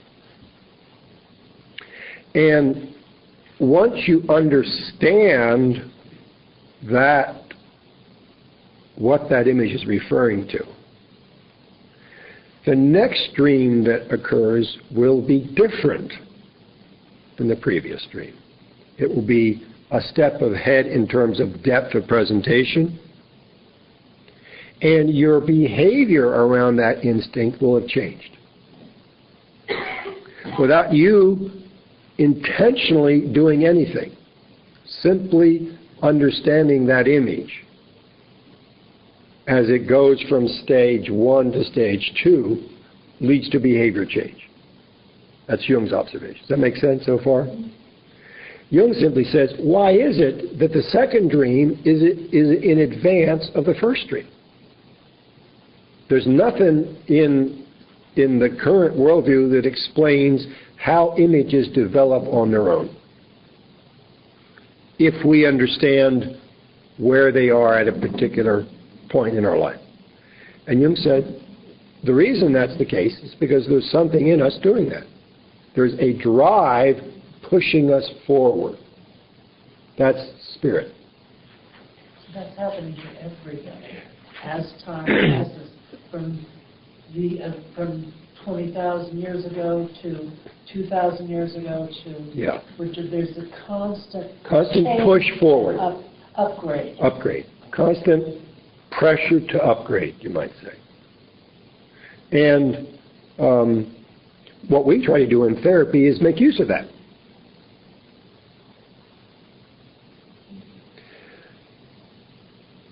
Is it like that millionth that monkey and stuff like that you have to get to a certain point where you have moved all of consciousness? I don't think so. No, it's just a gradient to move your personality forward when you understand where you are. So it's each individual person is doing Each individual. this. And apparently there's a personal version Yeah. and a societal version. both. It's both, yeah. Now, so for Jung, that forward-moving gradient is a primary constituent of our humanity. And he sees the Church's description of the Holy Spirit as simply a manifestation of that same drive early on in Christianity on a large scale. Why did it suddenly appear then? He says, I don't know. But there is a forward-moving drive to the individual and to the society. Yeah, Ann. So why, if we are all have this inward, forward-moving drive, do some people seem like it? Are they blocking it? Yeah, they're blocking it. But or maybe we see them as blocking it, they really are moving forward. That is also a possibility, that often what looks like horrible messes in life are actually the means by which that spirit is moving you forward. You don't know it because you don't know what's going on underneath it. But you can block that drive. You most definitely probably are blocking that drive. Well, in metaphysics, one of the themes of metaphysics is he who participates, the fates lead, he who fights as they drag. Yeah. Same idea. Yeah. Gary, could you call this a psychic or a spirit evolution? Well, see, here we go back to Jung's epistemology. Is that God? Is it the Holy Spirit working in us? He says, how would I know? Mm-hmm. All I know is there's something moving individuals forward that we can see, and it's not too hard to extrapolate, therefore moving societies forward. And that is what was moving through the church at the beginning of Christianity. Now, whether that was from God or not, I don't know, but it certainly was a valid phenomenon. The church made an enormous impact on social behavior at the birth of Christ. It effectively put an end to Roman barbarism. And that's the Spirit. The church, if you're in the water, you call that the Holy Spirit. He says, I don't know whether it's holy or not. But I do know one thing, he says, you cannot live without a relationship to it. And so the strength of the church was that it gave people an awareness of this dimension of life. And if you're going to let go of the church, you've got to find a way back to it in your own individual version, which is what the self is. The self is that moving forward of the Spirit seen in a series of images. So where we talked before, you can't literalize religious experience. You also cannot ignore the Spirit. So this is his way of trying to go back to that early idea of the Holy Spirit and find its equivalence in a way that is epistemologically respectable for individuals. One of the places you were asking about people who don't go to church, one of the things I've just joined a group called Smart Recovery. It's a form of addiction recovery. And I've never been involved with AA, so I don't know how that process is. But what I'm seeing is it's very much the same. People, to get out of any form of addiction, people have to look inward and to make a relationship with their authentic self and start having these conversations with the reality that it is within. And so, since so much of our culture is so addicted, I think there's a very large population who are going through that, through that process. Yeah, I think the only new ingredient then with Jung is that this self has a spirit dimension, has an internal, independent, forward-moving capacity. And what Jung feels, I think, his gift to the Christian civilization is good riddance to the old stuff, but don't throw the baby out with the bathwater. Which is hopefully what he's saying in the last paragraph on this section at the top of page 3. And when he refers to the incarnation, he means the recognition of what your inner spirit or what your self process is asking of you, and you're making it real in time and space. So you see, he's interpreting the incarnation of Christ as a metaphor for the recognition of what the Spirit is asking of you, and then you're doing it in real life. So the significance of man is enhanced by the incarnation. We have become participants of the divine life and have to assume a new responsibility: the continuation of the divine self-realization, which expresses itself in the task of our individuation. That is, divine self-realization. You hear where the Spirit is asking you to go, and then you go there. Individuation does not only mean that man has become truly human as distinct from animal, but that he is to become partly divine as well, meaning that your identity is shaped by the messages of that Spirit.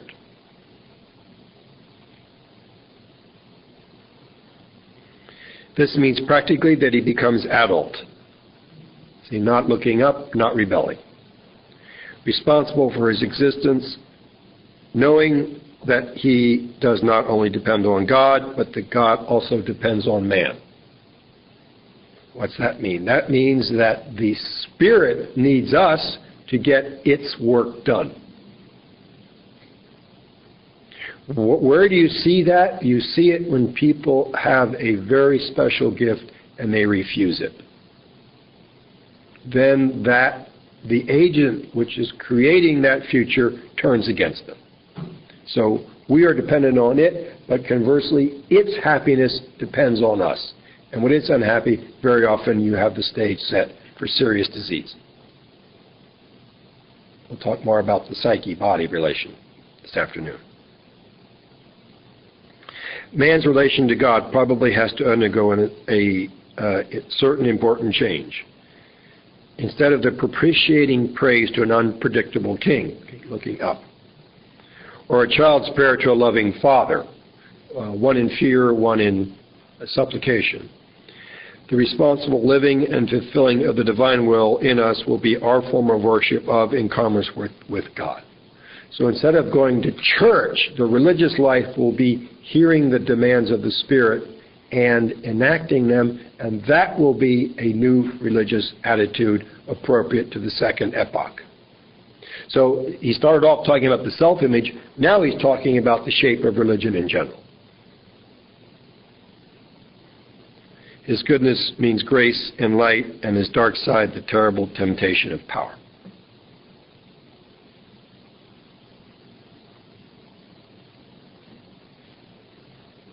So if you go back to that earlier quote, the subsequent stage of religious thought, this is a little bit my interpretation here, but I think Jung eventually gets to a point of looking at the history of world religion, certainly of Christianity, because he considers himself in that culture, that perhaps the collapse of religious certainty is an essential phase in the transformation of religion.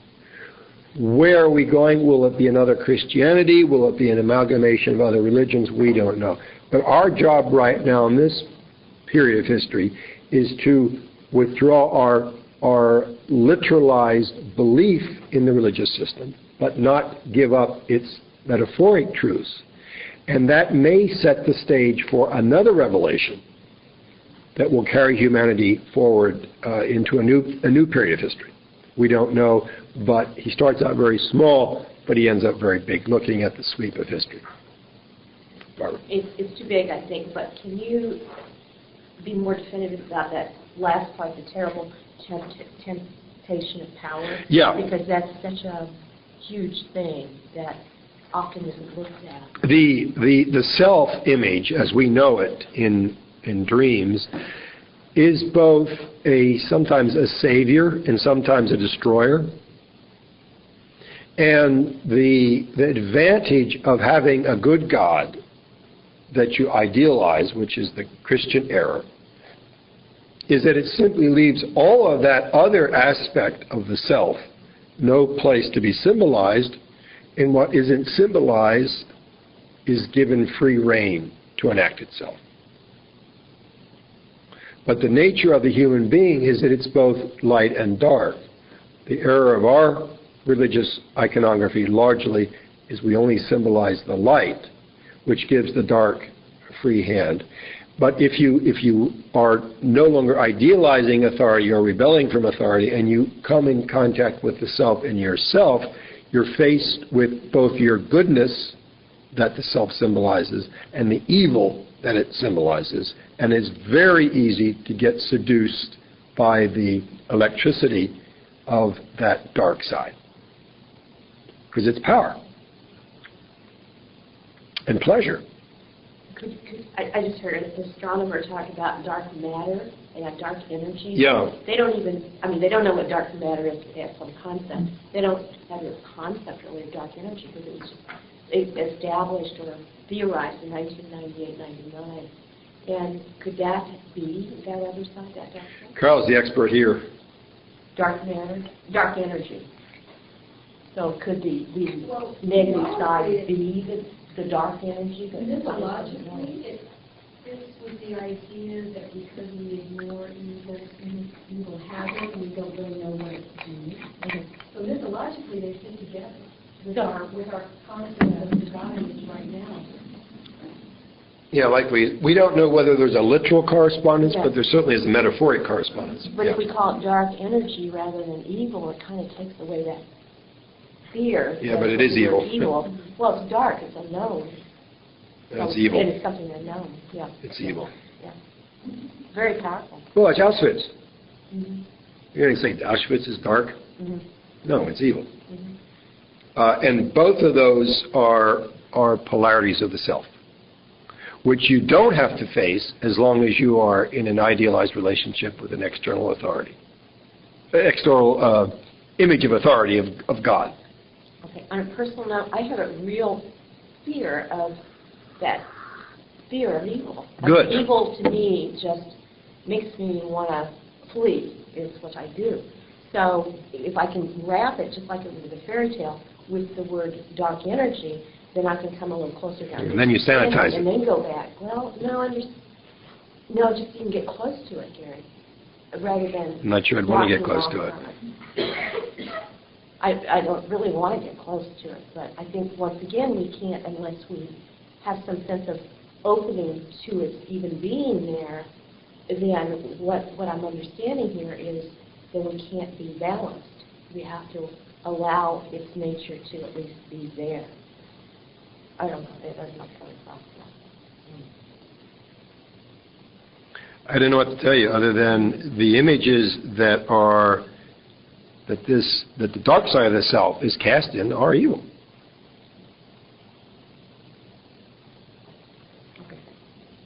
It's not a pretty picture, but that's the price you pay for finding this thing inside. I think why it's so agreeable to find it outside.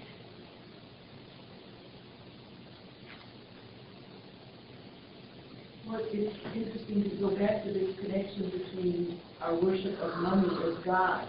This is exactly where we're going, because they're now, literally, the business programs are talking about the shadow banking system and how we had idealized the market and we didn't regulate it and it was given free rein, and now it has exploded and the toxicity of it is all over the place. So this whole process is playing itself out. In many cases, our notion of money is God, because then people worship it in the same way. So the process is happening You know, and I think it's interesting. I think the other thing about it is we can say these things about money and these processes that people would never allow us to say about religion. So the process and the concepts are beginning to show themselves. Maybe at some point we're going to get sort of closer to religion, but it's like still, religion is still the third rail that we can't touch. But at least we're starting to think along those lines. I'm just talking about survival. Yeah. No, seriously, when it comes right down to it, if you had a choice between food or having the Bible in your hand, most people are going to go for that food. I'm just saying, we talk about religion, but I don't really think religion is that important. It's just a way of throwing out power. That's how I see it. That's just kind of like... Well, and you go along with that. I mean, with this whole thing, I guess what it's the same as you have to look at the Yahweh in ourselves.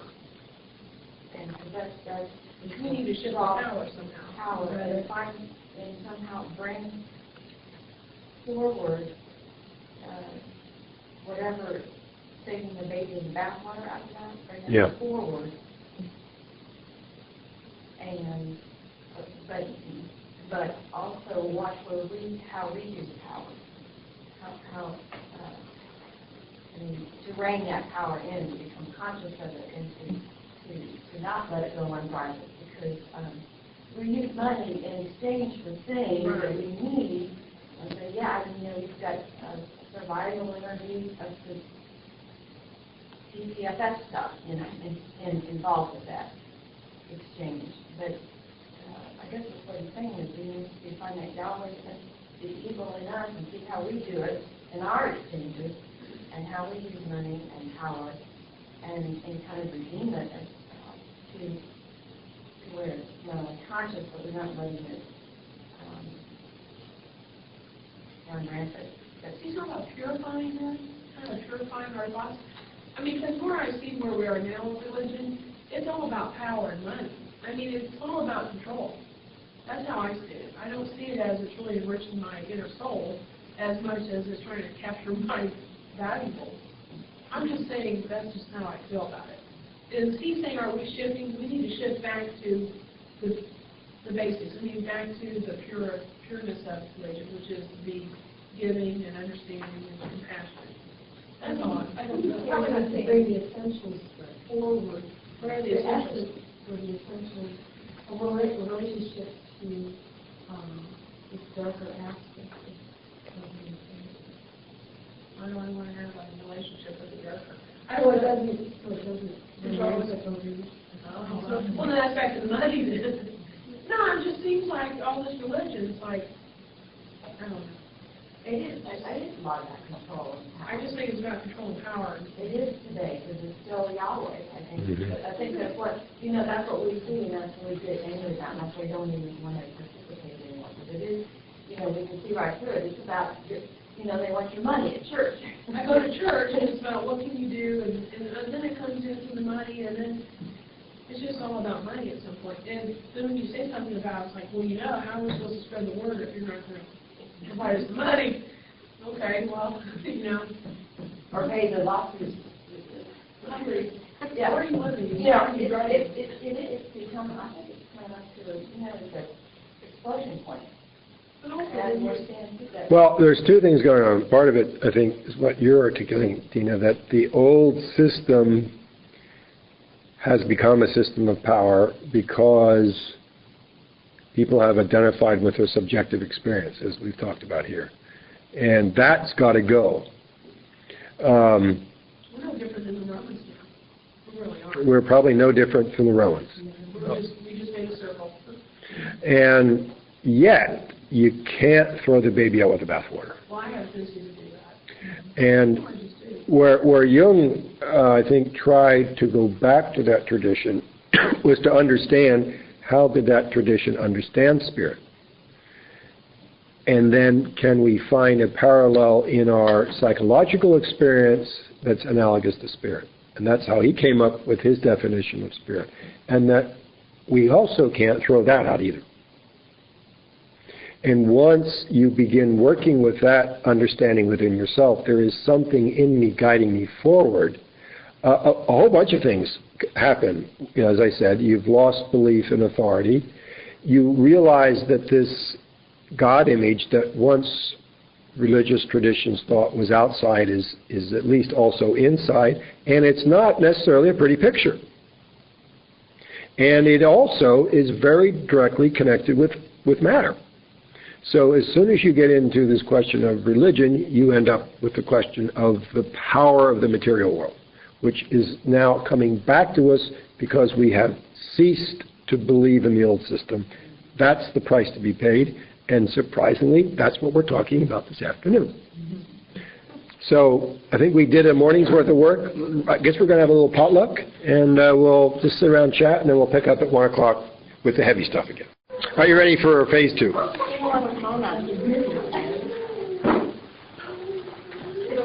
It was a dark and stormy night. We've been talking about the self and the fact that it leads to reflections on two sides.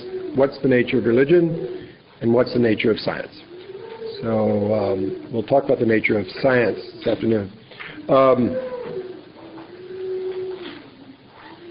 Sandy asked, could you say a little bit more about metaphor? Might be a good time to put this in, that what really interested Jung was the individuation process. How we have to go through certain things in life to activate this inner process which generates individuality, self, and how that all works. It seems to borrow facets from every conceivable domain. All world religions, science at some points. And that is basically what interested him. What world religions say, take as objective truth, Jung saw as descriptors of that individuation process. So that, let's take Christianity, you know, the virgin birth, the manger, all these various dimensions of either the Jewish story, the Christian story, I think a little less, but still in some places, the Hindu story, the Muslim story.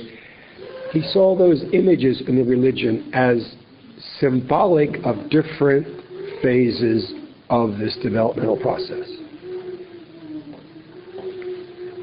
Of course, it angers those religious traditions, but then, you know, he would come in, what we've talked about today, that a literal understanding of those religious traditions is passé. We have a new demand put on us. So he doesn't feel that he's doing violence to any religious tradition, but to show how its truths are relevant at a certain level. And that's what I mean by metaphor. Symbolic of a certain phase of the process. The big one being what we talked about this morning, the spirit. The spirit as symbolic of how the psyche can move us forward. I'm thinking of fractal geometry, about how literally at every level the image is a repetition of the same thing. So that would fit, that it fits, that, you know, that it's not, whatever's happening is not different on the individual level than it is on the collective level. It's all the same process in each place. Okay, so today this afternoon we'll move to science. The part of the self-experience that led Jung to reflecting on the scientific method and the nature of the material world is synchronicity. I've given you a very quick definition of synchronicity. We'll read it, and I imagine that most of you know what this stuff is anyway, but if it's clear, we won't spend any time on defining it. Synchronicity, this is page 3. Synchronicity consists of a symbolic image constellated in the inner psychic world A dream, for instance, or a waking vision, or a sudden hunch originating in the unconscious, which coincides in a miraculous manner, not causally or rationally explicable, with an event of similar meaning in the outer world. Is everybody comfortable with that? The question is, how does that happen? That's the big problem. It poses two problems. First of all, it posed a problem for Jung, because we talk about the symbol creating capacity of the personality as being something inside the person. But obviously, if these symbolic events can occur in the physical world outside the person, then the symbol creating psyche isn't only psychological. It's not only inside us. It creates a problem for the scientific method, because there's no way to investigate this. There's no way to conceptualize or investigate how it is that the material world can operate symbolically. This is the dilemma we'll be spending the rest of the day with. The discussion got interesting when Jung's friendship with one of the discoveries of quantum physics, Wolfgang Pauli, took on sort of the form of a permanent lifelong dialogue, which has been published in one of the books, Atom and Archetype, which is listed on the website. That's their correspondence. Jung was so grateful to Pauli because Pauli, as a scientist, could admit, yes, this is an issue.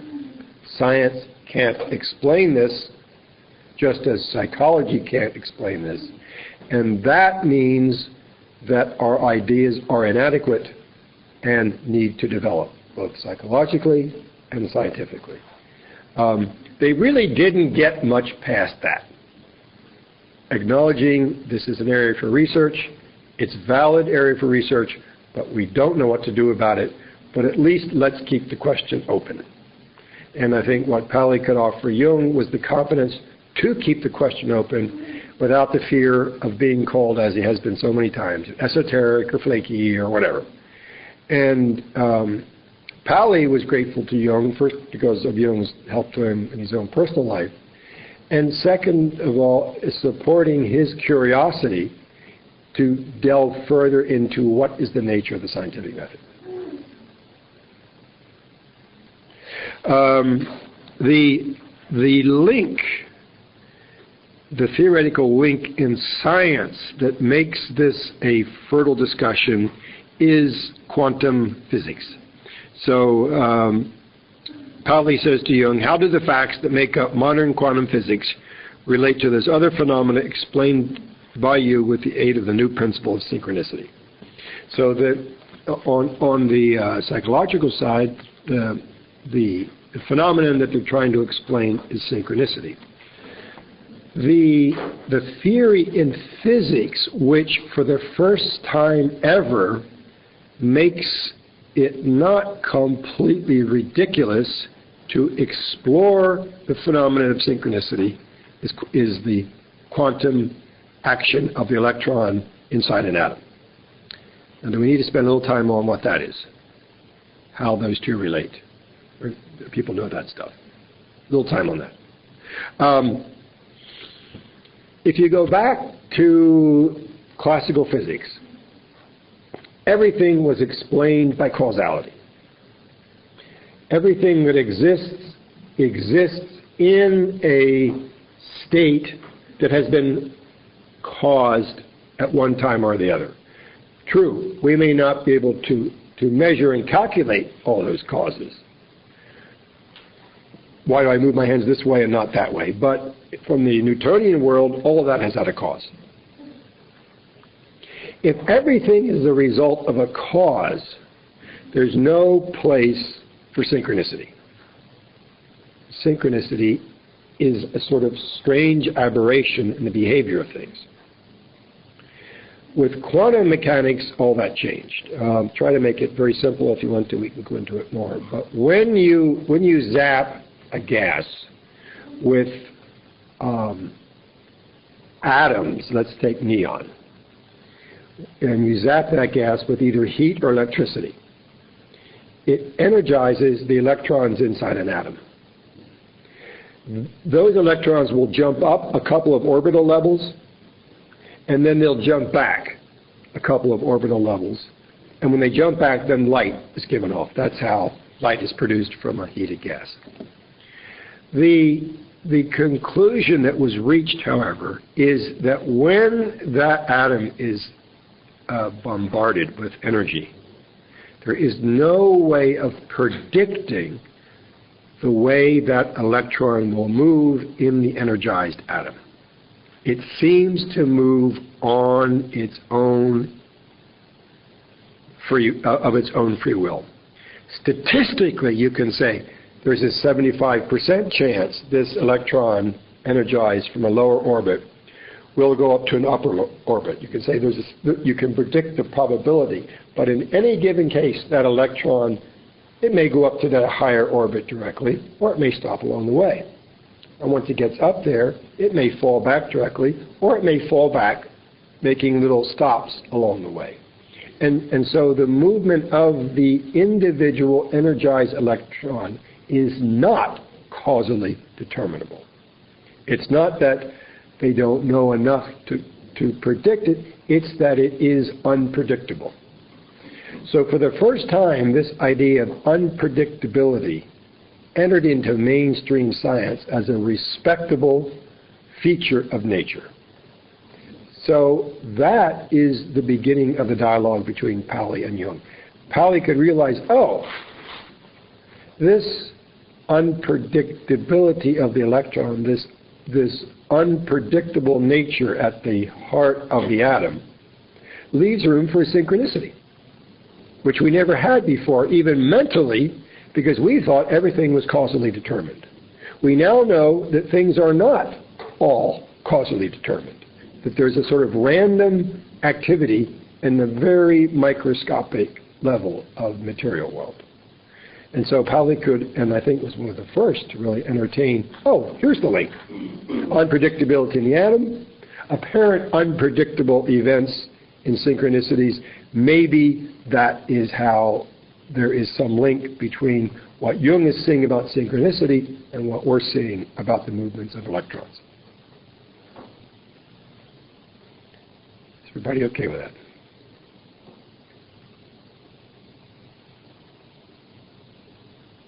That's what Pauli says to Jung in the third quote there. Acausality in microphysics is a sort of preliminary stage for your concept of synchronicity. Acausality would be this idea that the movement of the electron isn't causally determinable, or isn't causally determined at all. It's sort of, the electron seems to have its own haphazard way of behaving. And that then was where the guys could start discussing. Thinking maybe on this term, there was some basis of a rapport between physics and psychology. So Pauli wrote, what is developing is indicative of a close fusion of psychology with the scientific experience of the processes in the material world. It is probably a long journey, emphasize long journey, one we are only just setting out on, and it will especially entail, as a modifying factor, constant criticism of the space-time concept. Now, why does he bring in space-time concept? Yeah. I believe that in quantum physics, it's proven that if you are looking at one space, that it's difficult to completely look at time also. Right, there's the indeterminacy principle. Yeah, I think you could say that so you can't really prove. Space in quantum physics is a relative term, because we know if you take an atom and you separate its particles by thousands of miles, and you activate one particle, the other particle thousands of miles away responds as if it were back in the atom again. as if space didn't exist. So that's where it shows up in physics. And in psychology, the space, both these guys felt that psychology challenged the space concept in physics because, and in psychology both, how is it that the psyche, which we think is inside, is also outside? What is the nature of space that can be the case?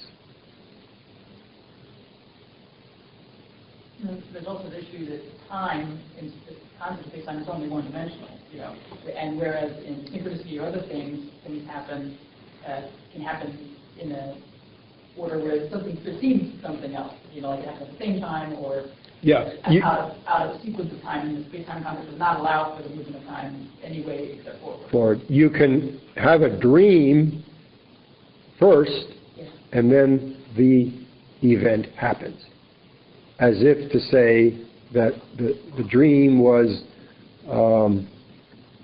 either ahead of the event or that the event was behind the dream. Doesn't fit with our understanding of time.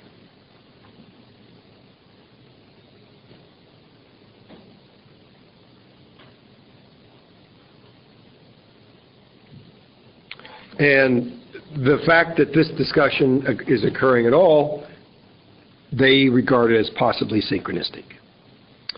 I'm deeply impressed by the conformity of physical and psychological thought processes, which can only be regarded as synchronistic. So apparently we're not only at a period where we have to reevaluate what religion is, but we also have to reevaluate what science is and what space and time are based on this phenomenon of synchronicity.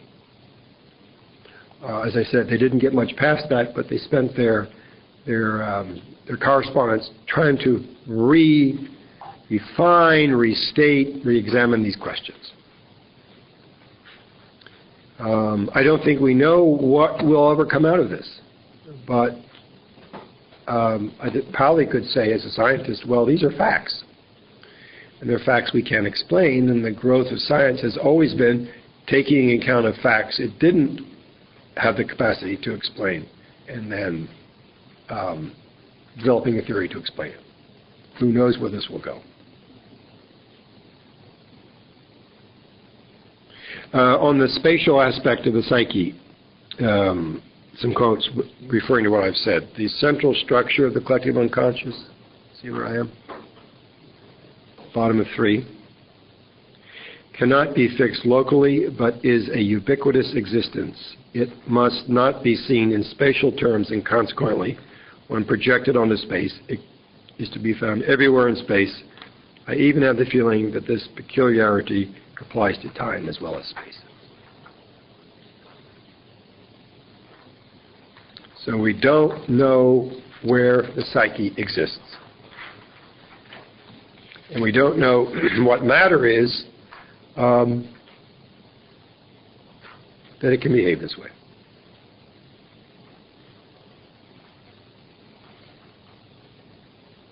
Questions? Is that all clear? Yeah.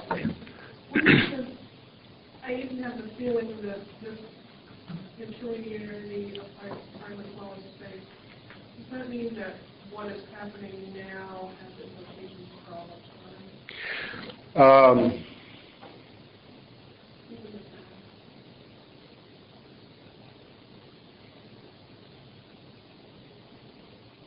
It might, where I think it really is when you dream of an event before it happens. How can that be that your dream seems to break through the chronology of time? Has anyone had such an experience? Yeah, you know what I'm talking about. It plays havoc with the linear conception of time. Does it always have to be a dream, or can it just be like a thought? Could be a thought. Okay. Yeah. It doesn't have to be something that you do when you're sleeping. It can happen. No. The easy way to remember it is the the coincidence between a dream image and an outer event. But that is a little too limiting. It can be a thought, a fantasy, a premonition. And I think it can also be a series of outer events that happen, way more often than would logically be possible. But usually there's some interconnection, whether that's a dream or a feeling or an emotion. Is it always substantiated? Because sometimes you feel something and then something happens. You can't really prove it, but it's something that you just sense or it's your interpretation of what you were thinking versus what happened. You see my point? Yeah. You can always prove it. But you Well, I don't think you can ever prove it. This is the great problem, that our concept of scientific proof doesn't apply to these things.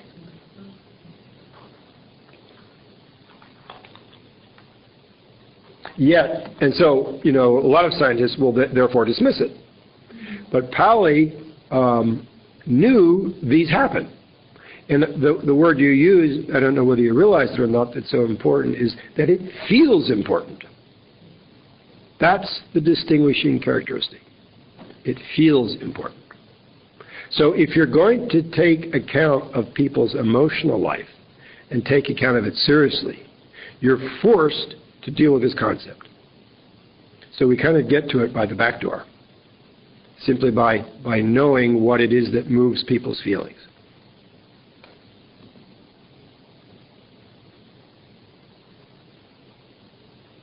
Anything else?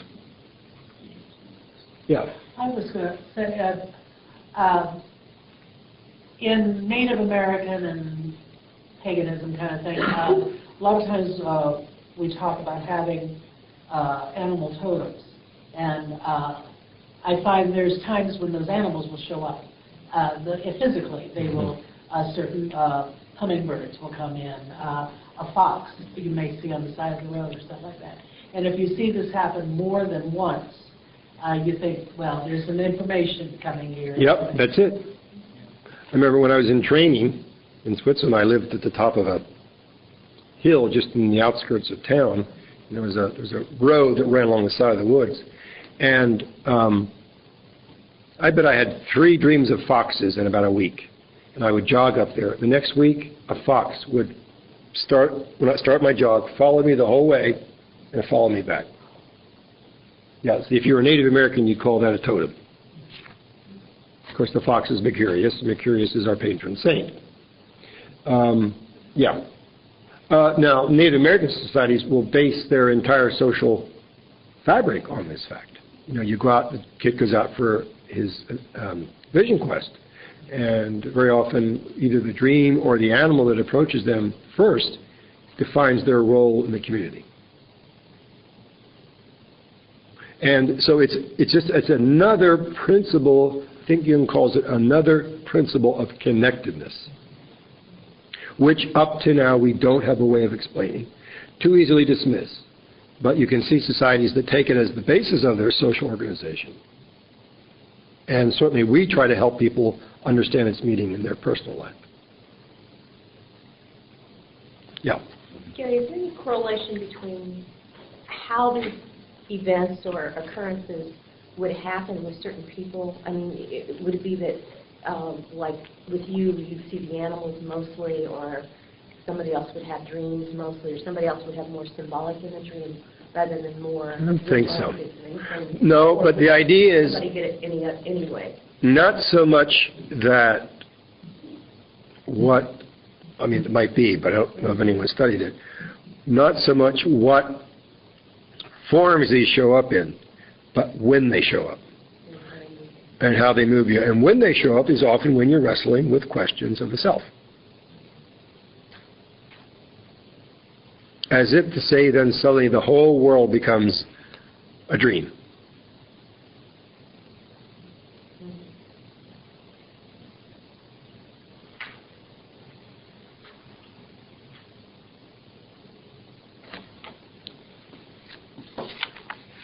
One of the points that what the work is that the more you learn to ask and the more you let it happen to you, the stronger the process becomes. It's like, you know, when you keep on asking and you keep on receiving, then you get more and more and more messages. It's like, oh, somebody's home. Yeah. The next point is that this dialogue with Pauli forced Jung to reevaluate his concept of archetype. Pauli influenced Jung in two ways here. First, Pauli's the guy that gave Jung the confidence to talk about synchronicity in the first place. This is something Jung did late in his life, and I think he was holding back from doing it because he knew he would be called some sort of flake. But Pauli could say to him, no, it's very important, publish on it. The other thing Pauli said is, you know, this is not explained by your concept of archetype. And so Pauli wrote to Jung, it seems to me that the term archetype is going through a phase of great change at the moment. And Jung wrote back, you are justified in demanding a new interpretation of the term archetype. Are you familiar with Jung's basic definition of the archetype? As an image-shaping factor.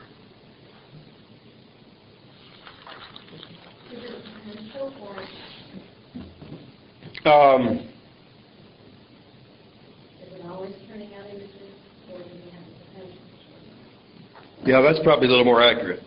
The idea is that when the conscious personality hits a cul-de-sac and doesn't know on its own resources how to proceed, something is activated inside us, and that something is a capacity to produce images. That capacity to produce images, Jung just gives a word to, and he calls it the archetype.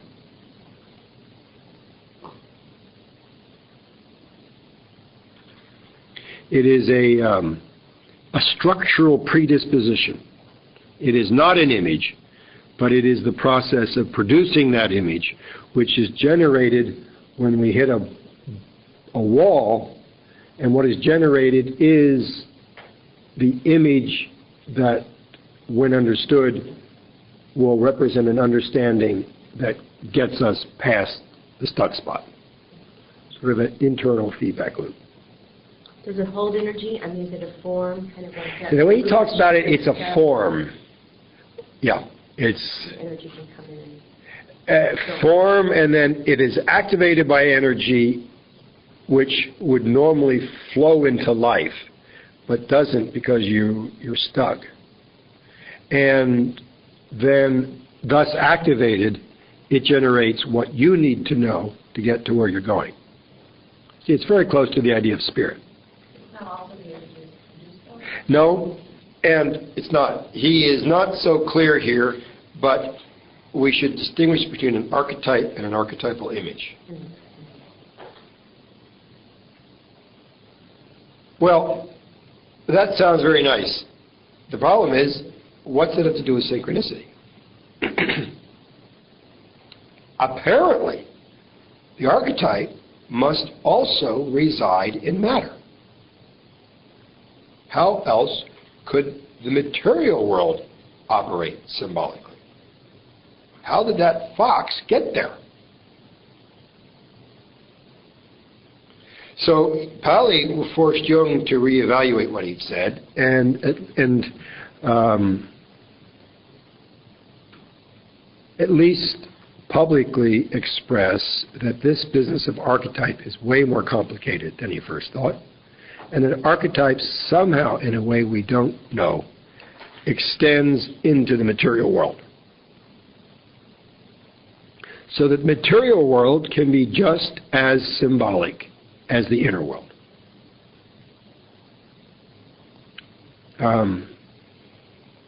This then, yeah. So can that be an image then? That can actually be a presented, can you call that a presented image? Yeah, a synchronicity is a presented image. Yeah, so many times in the material world. As a synchronicity. As a synchronicity, always in the material world. Yeah, okay. You could, depending on how far you want to let your brain go here, You could simply say a synchronicity is a dream occurring in the outer world.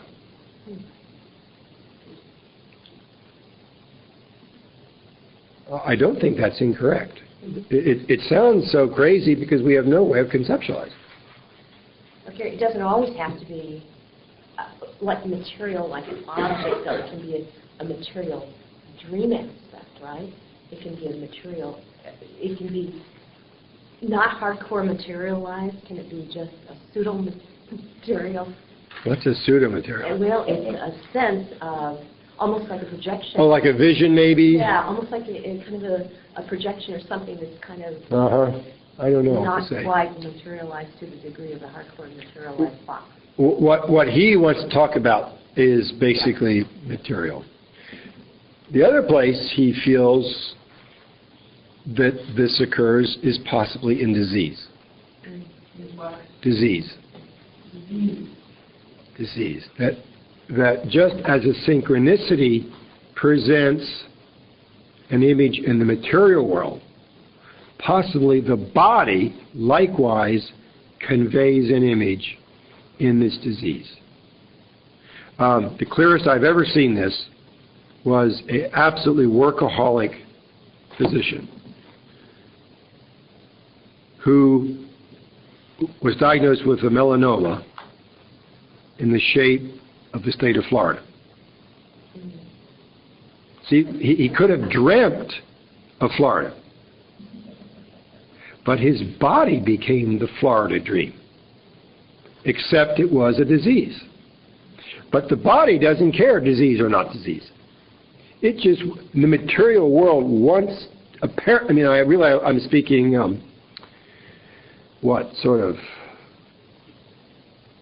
very loosely here, but it's like this image wants to be expressed. Sometimes it chooses the dream, and sometimes it chooses the material world. And that material world can be a synchronicity, or that material world can be the body.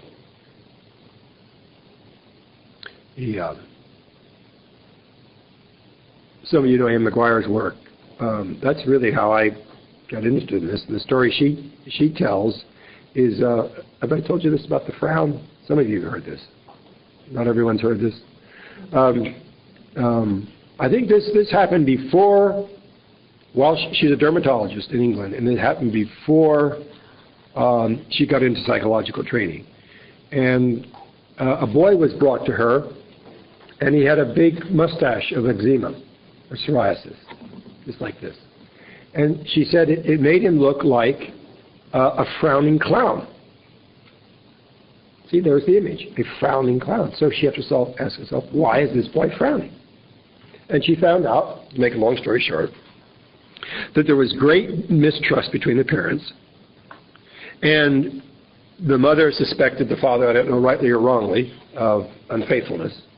And when that was clarified and the marriage was re-solidified, the frown went away. So that boy's face was the expression of that family's sadness. And it's not, I mean, I don't think we have too much of a leap to realize how the body can react if the soul is suffering. But the fact that it reacts so intelligently, conveying the image that is necessary to correct the cul-de-sac, that's the puzzle. How it is that the material world and the physiological world convey this image with an uncanny intelligence. And she goes through many, many, many examples of things like that.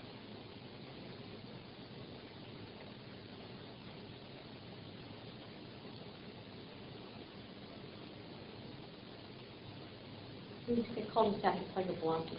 Yeah. Like you can't, you're moving. Your life's gotten stuck. You can't, the only way you can go is back or stay stuck, yeah. Okay. Yeah, in my case of the fox, I was in doubt, should I be doing this? Have I made the right decision? You can see in the case of the marriage, the block was this marriage is on the rocks. With that obsessive doctor, I don't think he ever got it.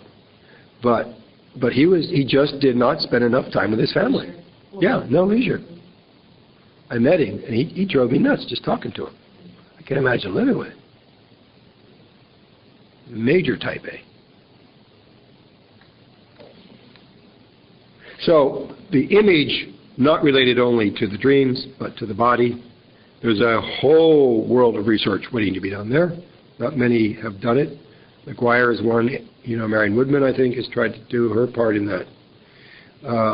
And then this whole issue of synchronicity in the material world operating with intelligence, symbolically with intelligence. Okay, I'm back to that, where I was before. I reframed it as coming into being. So if it starts to inform you, can you get it on a level before, when you get it, but can you get it before it has to manifest to the ultimate degree? Yeah, that's the idea, that when it does, it's sort of the last... So even an illness... Definitely we're trying to get it before it manifests. Okay. Yeah. So if you look at global warming, you can think that's something Definitely, part of our inability to deal with it.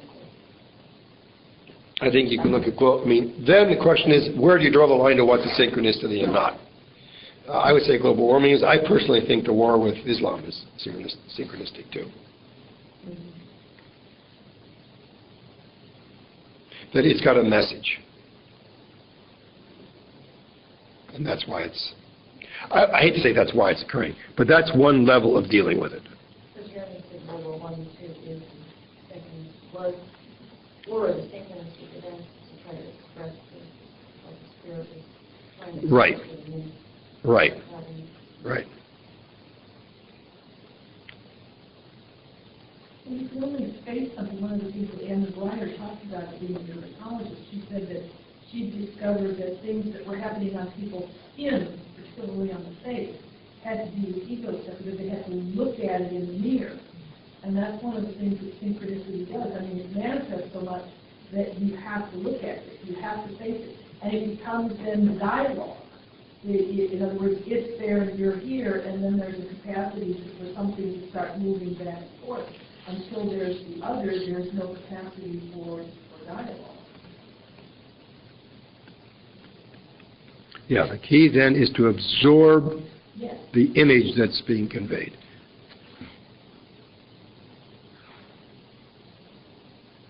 Well, the challenge that, as I said, that it puts to psychology is to re-examine what is the nature of the symbol-creating process. And how do we begin to visualize that the symbols are generated in dreams, in the material world, and in the body. The challenge this puts to science is science doesn't have a method that is adequate to investigating these phenomena. Pali knew that was a problem. Jung says to Pali here under D, the positivistic attitude of natural science does not produce any holistic concept of nature. This prevents the appearance of any possible holistic governing of nature. Do you understand what he means by holistic concept of nature? And what's the positivistic attitude of science? Yeah, if you can't, as I go, if you can't measure it, stick it. If you can't measure it, poke it, and put it in a box that doesn't exist. And I think, what's one of the key qualities of what science considers data? Repeatability. Some of you heard my story about the guy I worked with who we got rid of his diabetes in analysis. And it stayed away for a couple of years. It eventually came back. But still, it got him 2 free years. And I told that to a physician, and I said, that's a fact? He said, no, it's not. It's an anecdote. Mm-hmm. It's only a fact if it's repeatable. And the problem in our discipline is we're dealing with individuality, which by definition is not repeatable. So how do we develop a method for investigating as fact what is non-repeatable? Well, in science, too, they limit their variables So in any scientific research, if you really look at it, there are variables that are acting on the data or on whatever they're looking at that are not included in their measurements. So in reality, if you bring in other variables, you're going to skew what their results are. So they're truly not holistic in that aspect. Mm-hmm. So they just want to leave things outside the box. Yeah, and again, I think Pali, to his credit, realized these are valid experiences, and we don't have a method for investigating them. And just like we talked about in our religious part this morning, we don't know where that's going. You also know that we don't know where this is going. But just as every scientific discovery has started with a fact it can't explain, this is the fact that science will stumble on until it gets to the point where it can explain it. And again, we're speaking in a long-term development here. And the problem then is that we've developed a method which only recognizes certain phenomena as worthy of investigation. And therefore, we don't have a method for regulating our view of life, because our view of life is only based on allowing certain phenomena to be called facts. It opens up too much of the world to a lack of our responsibility, because we only are concerned with this much of it. I think that's what he means by a holistic governing of nature. How can we govern what we don't acknowledge even exists?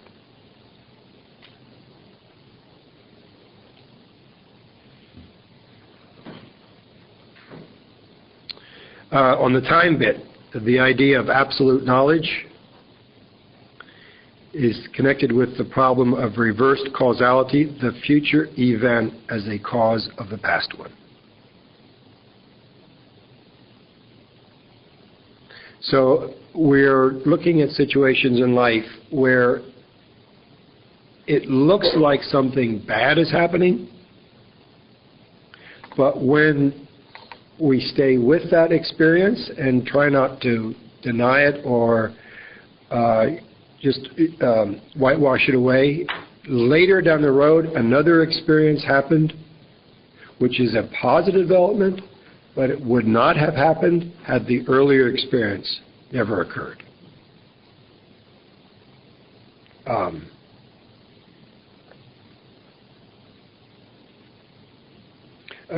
So as some of you know, I spent part of my summers in France visiting a friend, and he told this story of buying his house. He and his partner were out looking for just the right house to buy for a sort of getaway place from rather crowded Switzerland. And they were biking through this rural part of France, and they were unexpectedly met by a thunderstorm.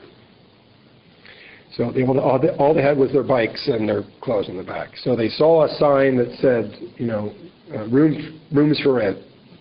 And they pulled up to their place, and by that time it was raining hard. They were soaking wet. And the guy said, "I'm sorry, we're filled up.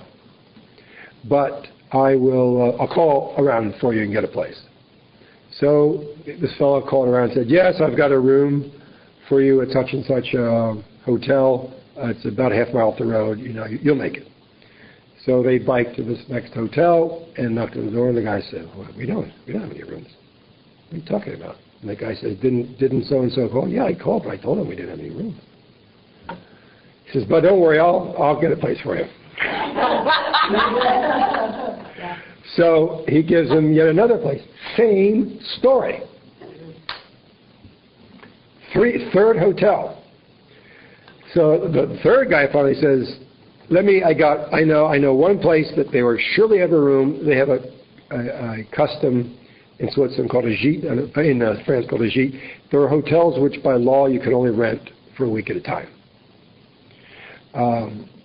The guy says, I know a couple that has a gîte. They're not supposed to, but they're my friends. You guys are soaking wet. I'll get you a place at the gîte. So sure enough, the gîte was open, and they got a place at the gîte.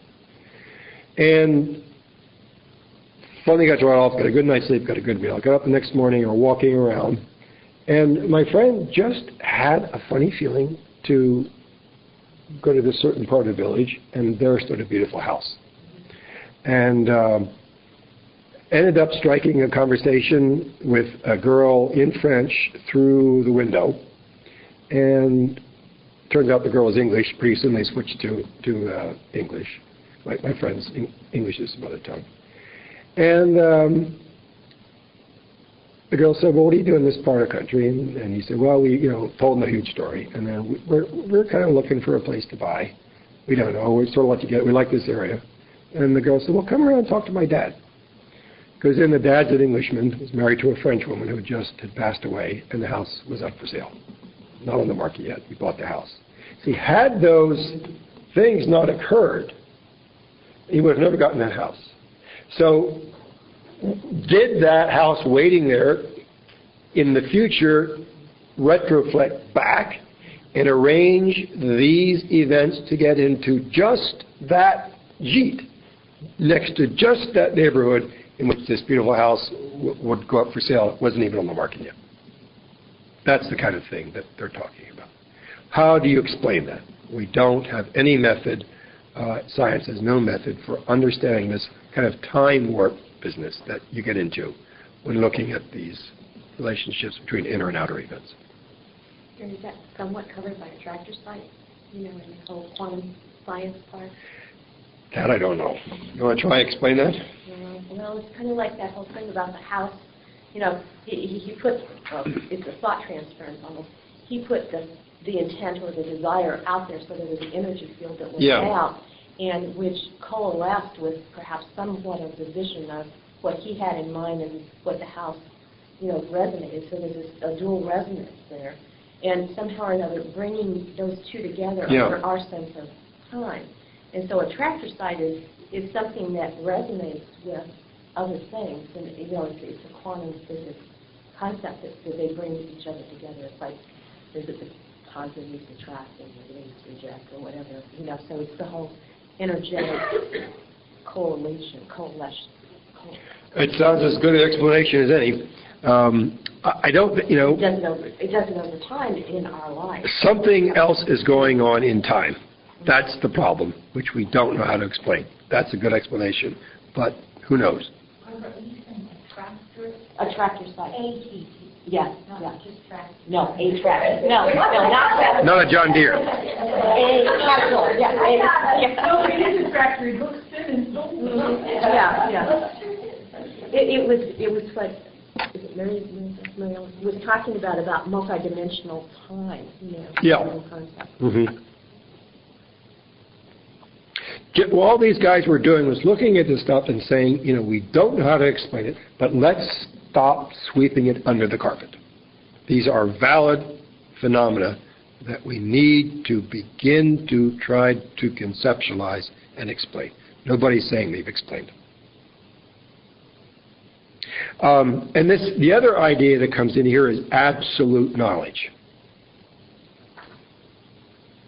Have you ever come across that before in Jung?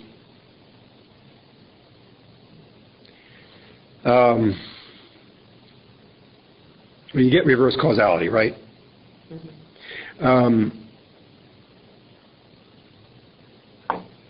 Again, remember, we are just speculating here, but is knowledge something that only human beings can have? Is knowledge something only that belongs to the knower? For example, how was it known for those hotels to be so frustrating? Something of an intelligence apparently was going on that 3 people in a row said no until he got to the right place. And Jung only tries to give us a word again and say, there's a kind of a knowledge in nature. I don't know where it is, but it is not connected to the ego. How did that fox know to follow me? Who else has had a synchronicity? They can give us an example of how, yeah. I was at a friend's house, we did a little ritual, and like burning bowl where you write down which one you get rid of and then burn it and you decide to let it go from your life. And I wrote down, not letting myself have it all, and it meant something to me about like one part of my life would work and the other part would be fucked up. So that was what I wanted to let go of. And I wrote it out a bunch of times on this piece of paper and burned it. And then on the way home, flew from Florida here, walked into a bookstore, and on the shelf was a book facing me that says, Mary Kay, you can have it all. The whole thing. Got it.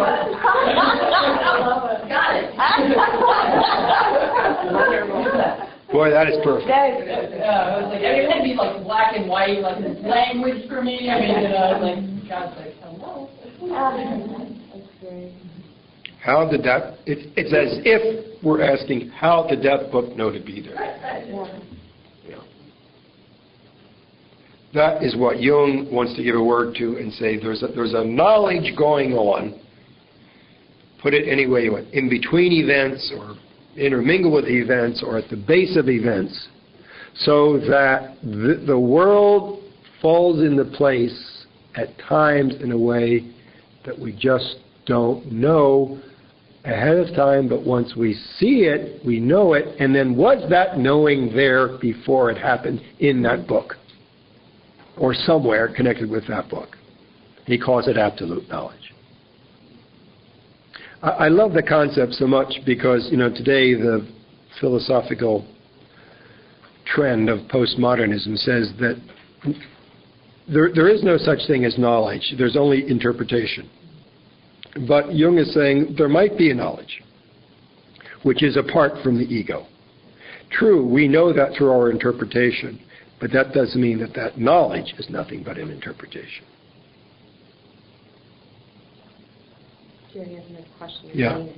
So, according to quantum theory, which is pretty much probability, Yeah. You can maybe have it happen, maybe not, and there's probabilities associated. So, can you have something that possibly you do a rapport with, but maybe Mary Kay didn't go into that bookstore. She was headed that way, and she changed your mind. So, is there a thought in Jungian power that you could intervene? Ultimately, it's going to come to you. Right. But that's kind of like stopping that thing becoming. I think they're always talking about potentials. That these events are waiting to happen. But let's suppose, let's suppose you were a person who had inclinations but disregarded them. Mm-hmm. You might not have gone to that bookstore. Yes, you can thwart these things. So, one of the things we're trying to do in our work is help people respect these apparently quirky or not explicable sensations. Mm-hmm. Yeah, Barbara. Mm-hmm. I had an experience like that where I was coming home from a symphony on Fall Creek where they have that reversible ring. Yeah. And when I got to the place where you could get in it, the thought went through my head, don't get in that. Mm-hmm. But I did, because I was in a hurry, and when I got up to 38th Street, the woman in the other lane pulled right into me. Mm-hmm. And if I paid attention. Right. Mm-hmm. Right. See, again, how is that explainable? And we don't know, but they're just trying to create words now and say, is that an example of reverse causality? Was there a future problem that you knew about that was arranging an event anterior to it?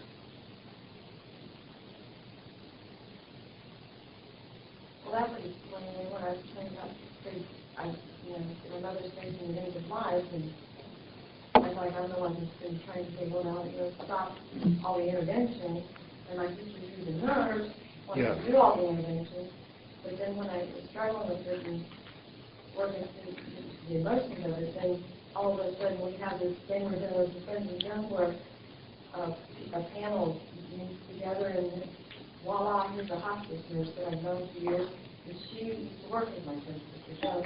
So when I went to the next meeting with my sister's dad and my mother, and Joan accepted it because she knew this gal. Accepted the hospice you guys have been into the program and will express non-intervention now. I'm going, we're getting there. But, is that...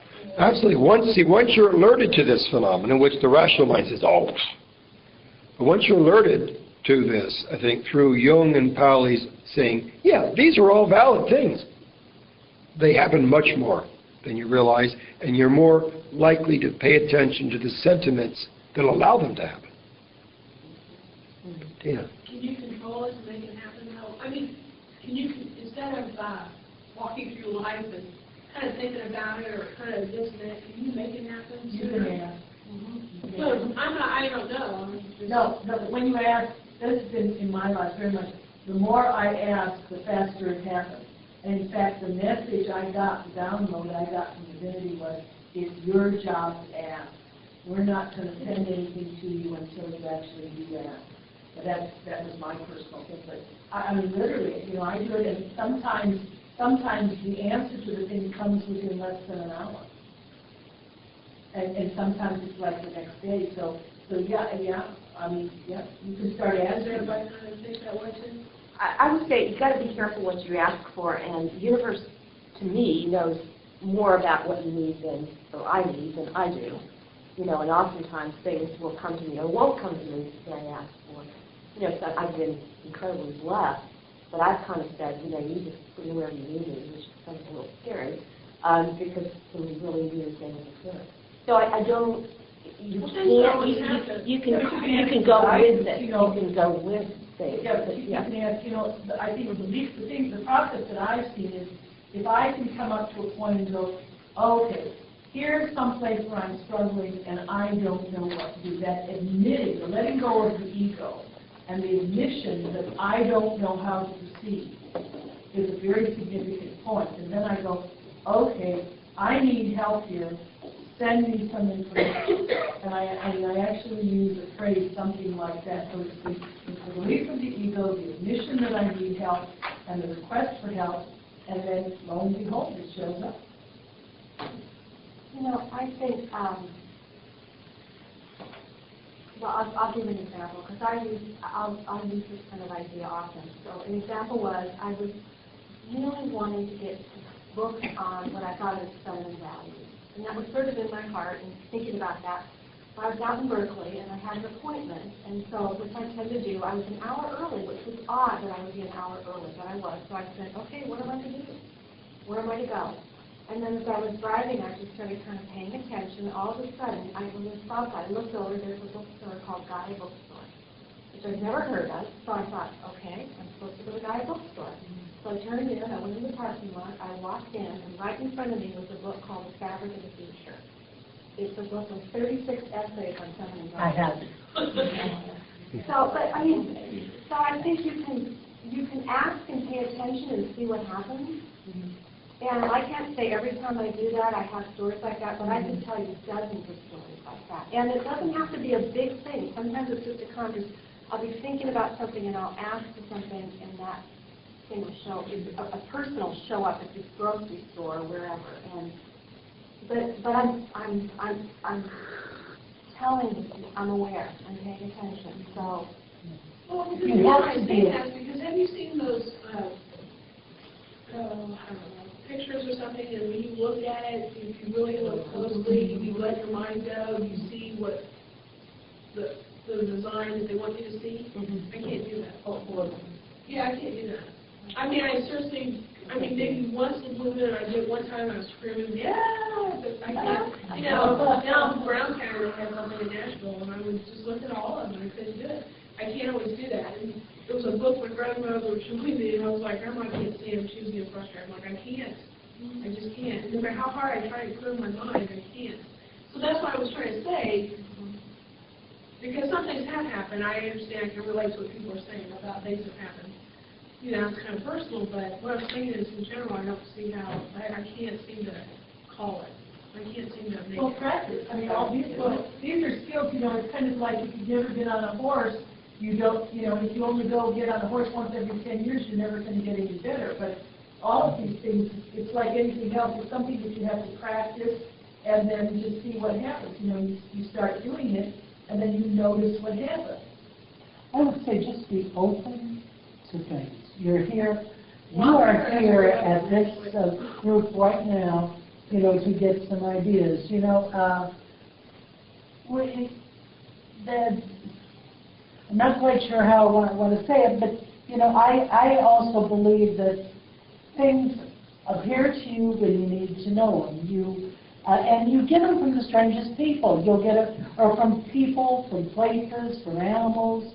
Just be aware and open to suggestions, basically. And it may come totally out of no place you're looking for. A lot of times when you go looking for stuff in a specific way and you say, I want this kind of answer, you don't necessarily get that kind of answer. You may get it in a different way. Just be open.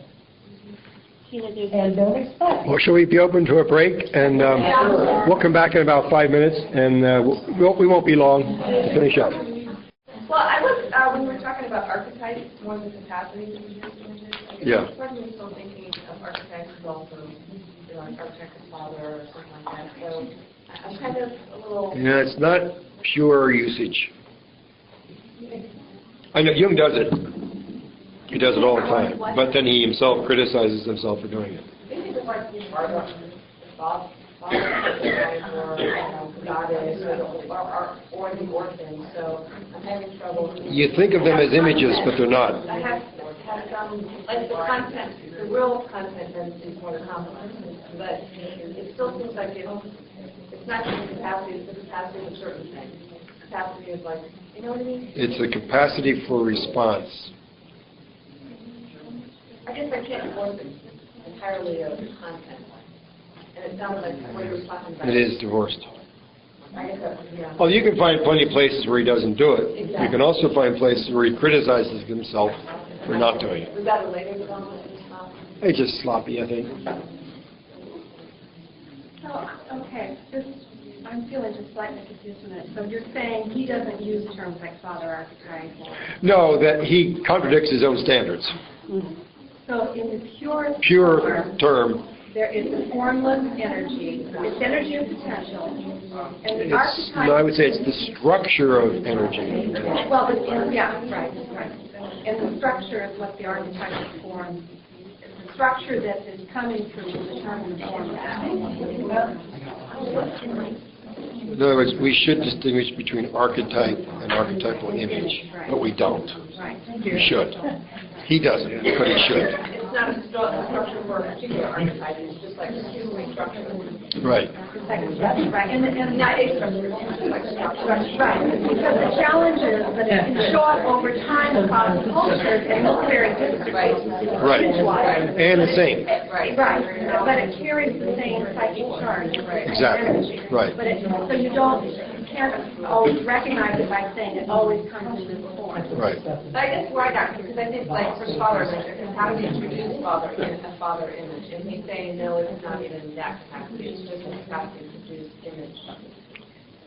No, I'd say it's the capacity to produce the father image. Okay, well that helps. Yeah, because you have to be able to recognize it. Yeah. And so we recognize it by how we type alignment comes. Well, that's what I was having trouble with. I thought it was his or all. Well, that's how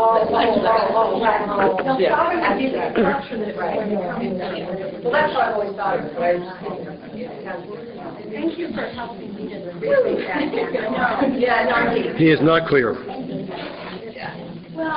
Okay, let's go to page 4, and we'll wrap this up.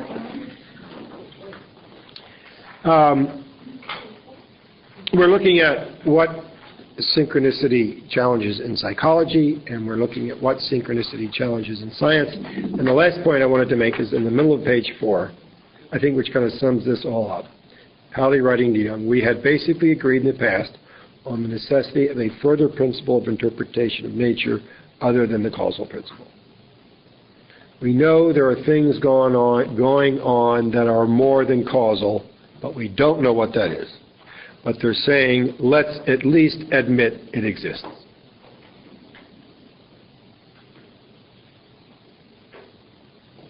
This is what Mary Becky and I were just talking about at break, because I was telling her that, you all know Jim's organic chemist, so I spent a lot of time with scientists, and I was talking to a couple of guys the other day, and I was just talking about some of my experiences and how they inform my life. And they were saying, oh, those are just coincidences or whatever. Well, but here was the point. I said to them, call them what you will, they are powerful and they really inform my life. And they were giving me some examples. And I said, well, just pay attention to what happens. Just notice it. And Jim and I were talking about this later, and I was saying, I think this whole thing is going to emerge into consciousness through story, not statistic. It's a feminine energy, and so for somebody to sit down and try to come up with some experiment that's going to show it, as we were talking about, it's not a concept that way. So I think part of what needs to happen is this possibility will take form when enough of us claim the power of it, and don't feel threatened in the presence of people that look and say, well, because the scientific model is so strong. Yeah. And I think one of the keys to it is the more you live it and it comes in your own life, the easier it is for you just to stand in the power of it, regardless of what anybody else does. And I think the more people that can do that, I think that's how it's going to just more and more and more osmosis come into, well, I think it's narrative. It's in a narrative form. It's not going to be through science, per se. It's actually coming in through business. One of the ways, have you heard of the law of attraction? Right. That's very active in the business community, particularly the entrepreneurial community, right, and in the coaching. People who are coaching people in their businesses and everything like that. That's that. Well, and then look at The Secret, or the movie The Secret, and with Oprah and everything. So science, I think, is probably the last place where somebody is coming in again through the money, through business. So Brian Greene is a scientist, theoretical, I don't know what he is, but he's a string theory guy. And I heard him interviewed on PNR the other day, NPR. And he was talking about somebody had quoted that he was a believer in string theory. And he said, I don't believe anything. He said, no, it's a theory, it's a hypothesis. He said, but there's no way to prove it. But we all, in our theoretical field, believe that this is a possibility, a probability to answer questions on bringing these things together. So it's exactly what you're saying there. But it's from that relationship, that story thing, rather than the hardcore scientific thing. They'll prove it eventually, but they have to have the thought and the belief first. Like enough energy have has something to to coalesce prove around that. Yeah. So, in a way, you are anticipating the next point. Where are we headed? Can we see the seeds of a synthesis between science and religion? I think we can. That's point E. The first thing that struck Pally was that he realized his scientific research was not, what do I want to say, objective. That the way he really reached his conclusions could be seen to evolve over time in his dreams, and that before he got his ideas, they were in his dreams as images.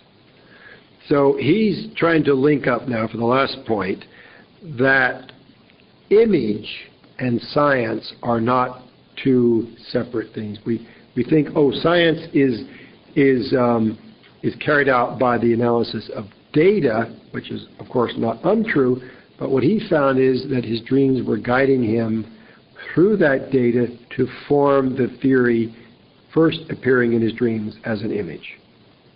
So he wrote, my dreams have shown me that even the most modern physics also lends itself to the symbolic representation of psychic processes, even down to the last detail. Of course, nothing is further from the thoughts of modern man than the idea of penetrating the secrets of matter in this way. Scientific creative process is just as imagistic as is the artistic creative process. We just haven't explored it because scientists are not used to keeping a record of their dreams and seeing how their ideas first appear as images. This is a scientific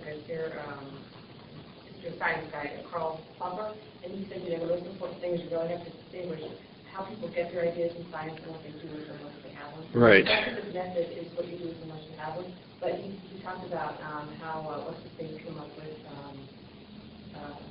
Vincent Ring. Einstein. Curve He space. imagined what would happen to him if he hijacked light. And then the guy who did the uncertainty principle. Pauli. Heisenberg. Was it Heisenberg? Heisenberg, yeah. Heisenberg. And yeah, supposedly in that case, his son had been accused of stealing something from a local store, and he was so mad at him, but he couldn't imagine his son having done that, and so he couldn't get the image of like his son. He had them both on his mind at the same time. Oh. Yeah. Then the other famous one is how you can't talk. An atom, the things that go around. Benzene ring. No. A nucleus and Electron. So that guy apparently was in a restaurant and I forget, either a guy was setting a plate on a stick or else when the waiter sat the plate down and it walled. Oh. And that's how that came into his mind. Wow. So he was a big Yeah. about how you get ideas. Right. And he talked about the importance of these images and what you do with them. And Right. people always conflate the two. And they're Right. Right. Very good point. And that's Women come.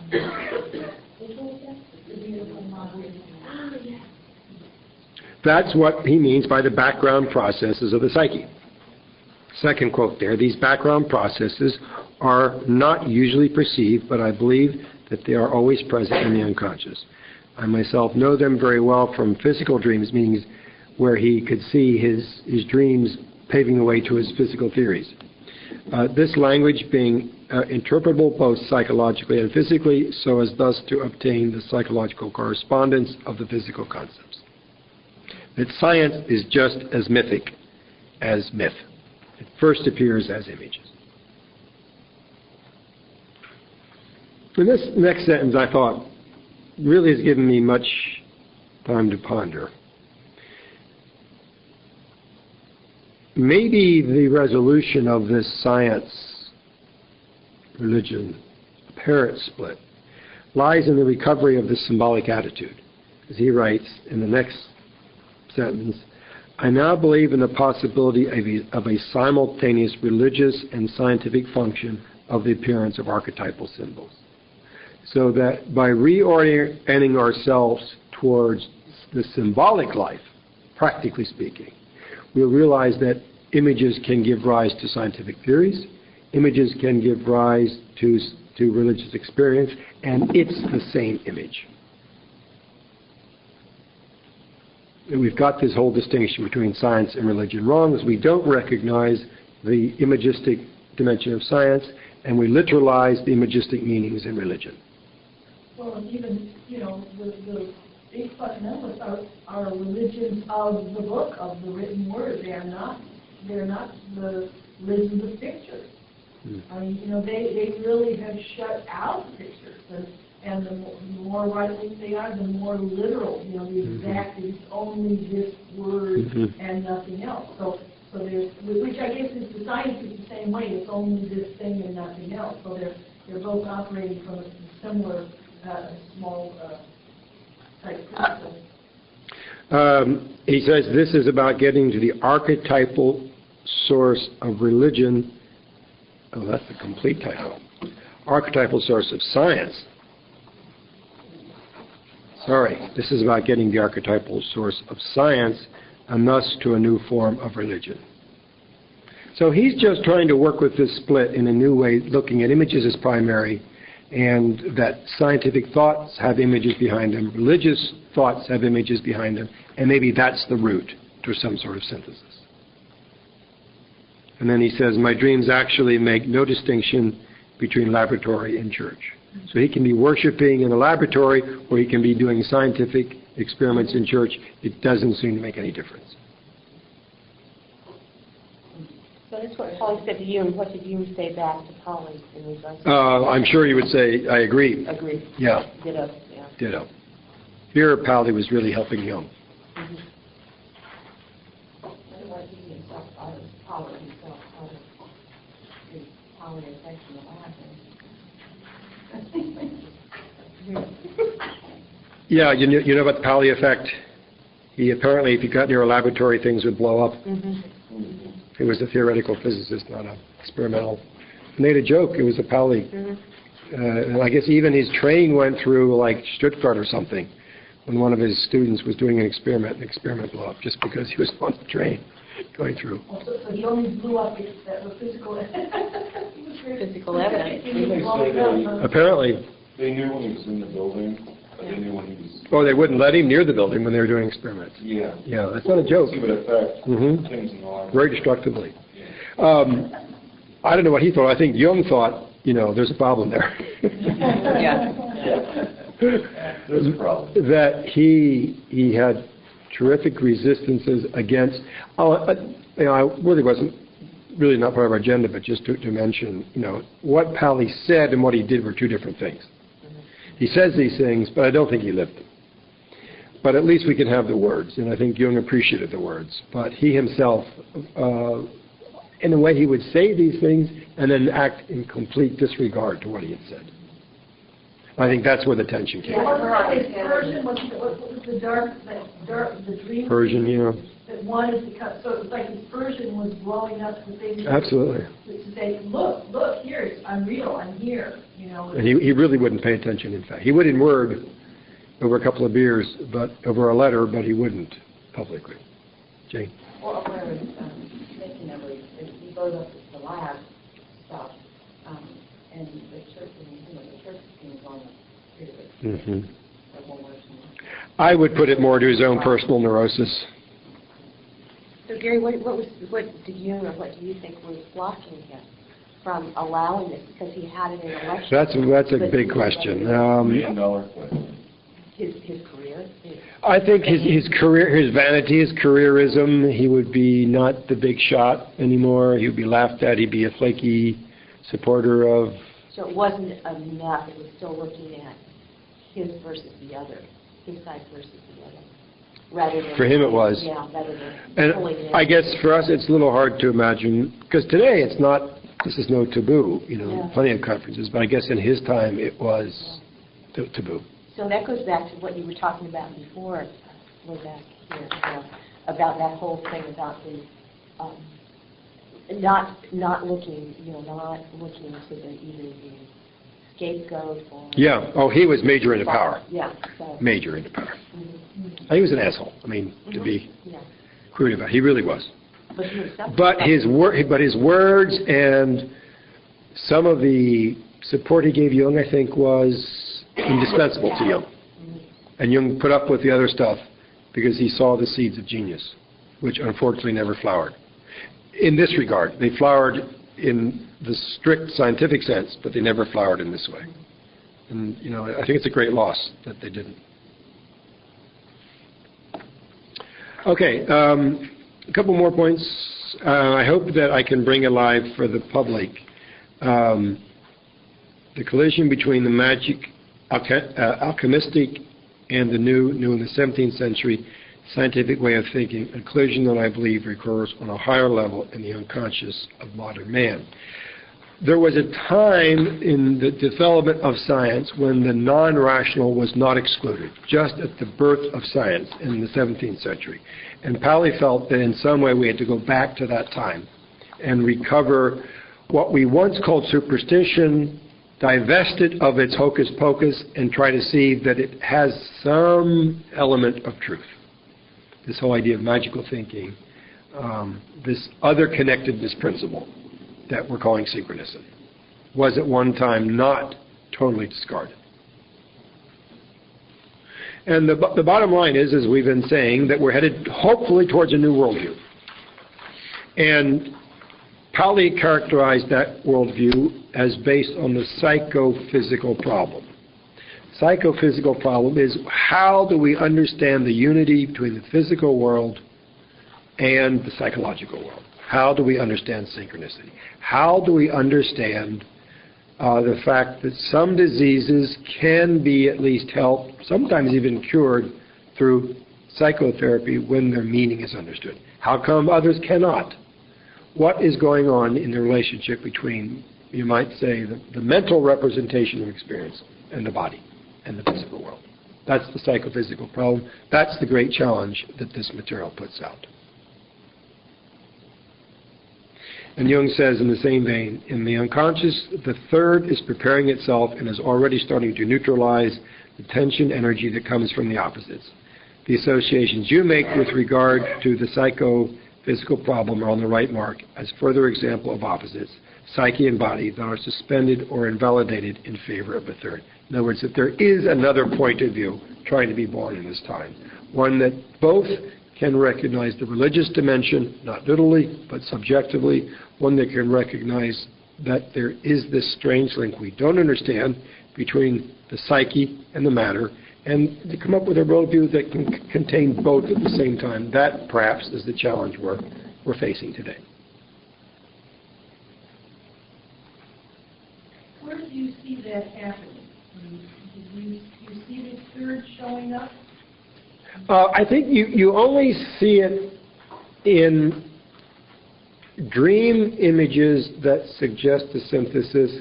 I think you see it in the kind of thing Nancy was talking about, that more theologians are willing to broach a metaphoric understanding of religion, and I think you see it in conferences where scientists are beginning to discuss the kind of thing we're discussing today. It's very much in its beginning stage.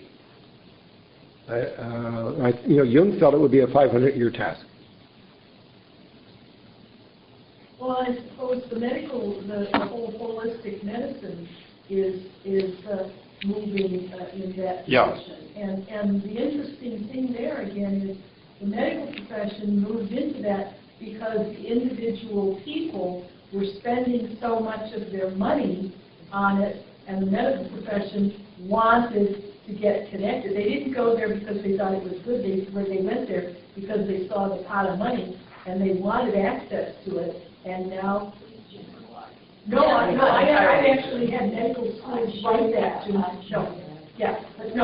I've actually gotten that in a newsletter from a nursing school at a high-powered hospital, telling why. They don't get a cut of what the doctors make. No. The whole hospital had put in a holistic health clinic because regular people were spending so much of their discretionary dollars on this that the hospital wanted to be able to get in. I mean, literally, it was right from the hospital. So, yeah. And now even on another, a little more optimistic angle, I think what the irony is, it's a lot cheaper to do therapy. Like that guy, I saved that guy 2 years worth of his diabetes medication in about 3 months of therapy.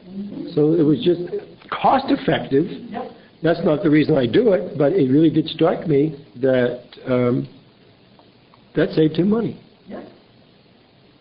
Yeah. Gary, do you think that, thinking about this whole energy thing and shift and attractor site and all the quantum stuff and having a supportive movement, that if we look at it not what isn't there, but really what is already there, like the holistic field is booming and whatever, that if we start looking at it as what has already occurred rather than what hasn't been there, that in fact can move the momentum forward a little bit more in a more positive way? I think this is optimistic. Yeah, Jane? Well, I was just thinking that I had a bad, this is a real example, I think, but I had a real bad case of tennis elbow, and nothing worked on the traditional side until I went to an acupuncturist. And the magnetic fields, I guess, are rearranged. I don't know quite how to explain it, but it cured it. That It's only 4,000 or 6,000 years old. It's been working that long. I don't know. Does that make sense? Absolutely. And people swear with homeopathic medication, and that what they say, the essence isn't another pill, it's the essence of the energy that's in the pill, not the substance that's used. And I find that absolutely fascinating. That stuff was all around before allopathic medicine came up. So allopathic medicine actually was a son or daughter of acupuncture and homeopathy and all these other practices. And then they kind of fell by the wayside. You know, Not in Europe, though. I mean, in Europe, homeopathic is as common. Yeah, that's true. But they came out of, I mean, so, but it's been kind of ignored on a lot of levels here. So, Well, and it was, you know, it was said, oh, that doesn't exist, it's a figment of your imagination, you know, kind of thing. And now the third is happening, and that these things are now accepted as real. well, we also had to believe that it didn't exist when they told us it didn't exist, or else that would have been a mistake. You know, it would have continued on unless the people, you know, the larger group, you know, had to accept that it didn't exist or it didn't work or it never worked. So. Well, I think this is what Gary's saying, is that this stuff is happening on the individual level now first, and then moving from the individual up to the collective, rather than happening on the collective and moving down. So they both ends? Yes. Yeah. But in other words, a lot of the changes are happening because enough people start doing it individually, and then you get a, you know, you get 100 monkey kind of thing with enough build-up of energy and acceptance at the individual level, that then that acceptance starts percolating up into the collective. How about introverts? We have any introverted comments? Come on, silent ones.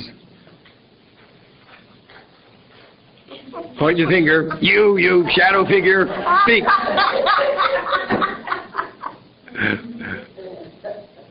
No?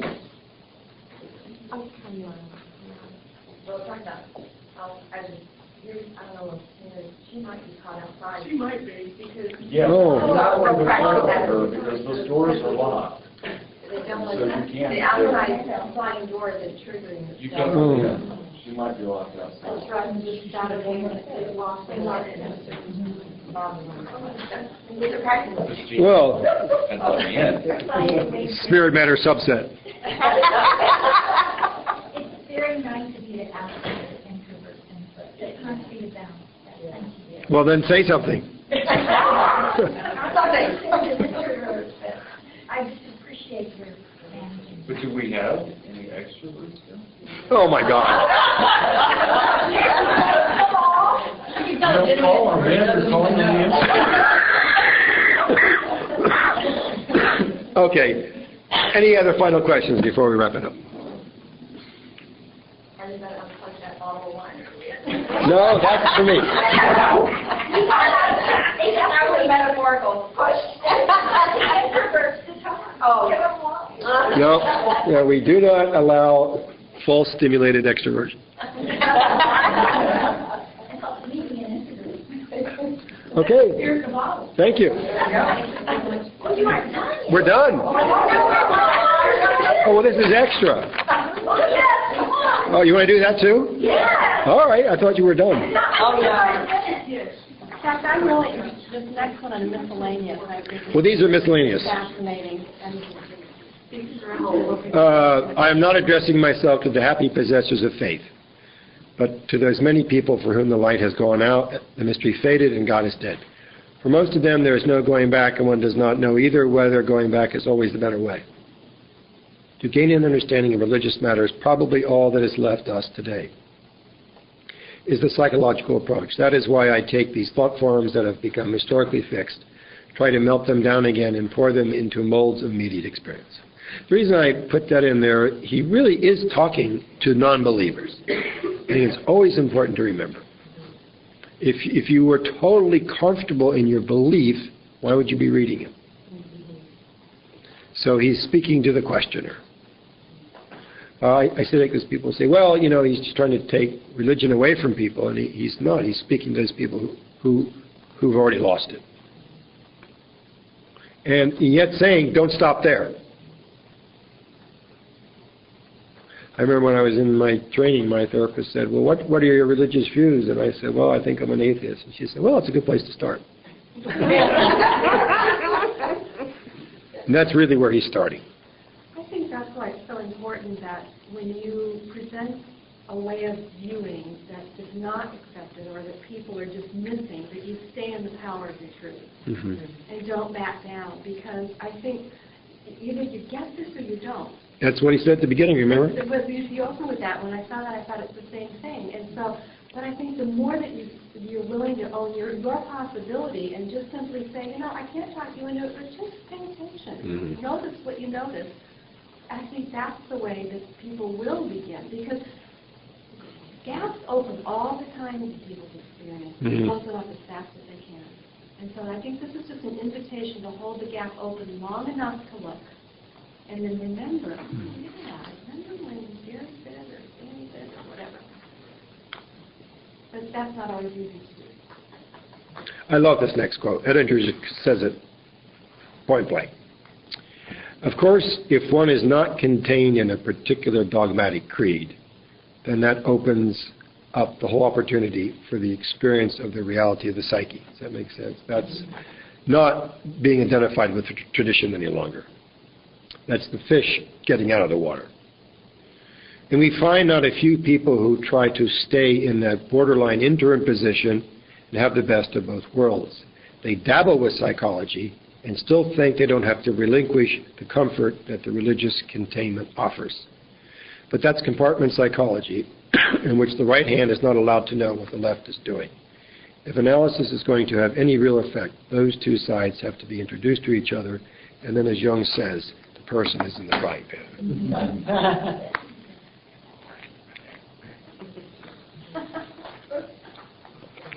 Where you see that is people are in sort of a reductive Freudian psychology, which excludes any spirit.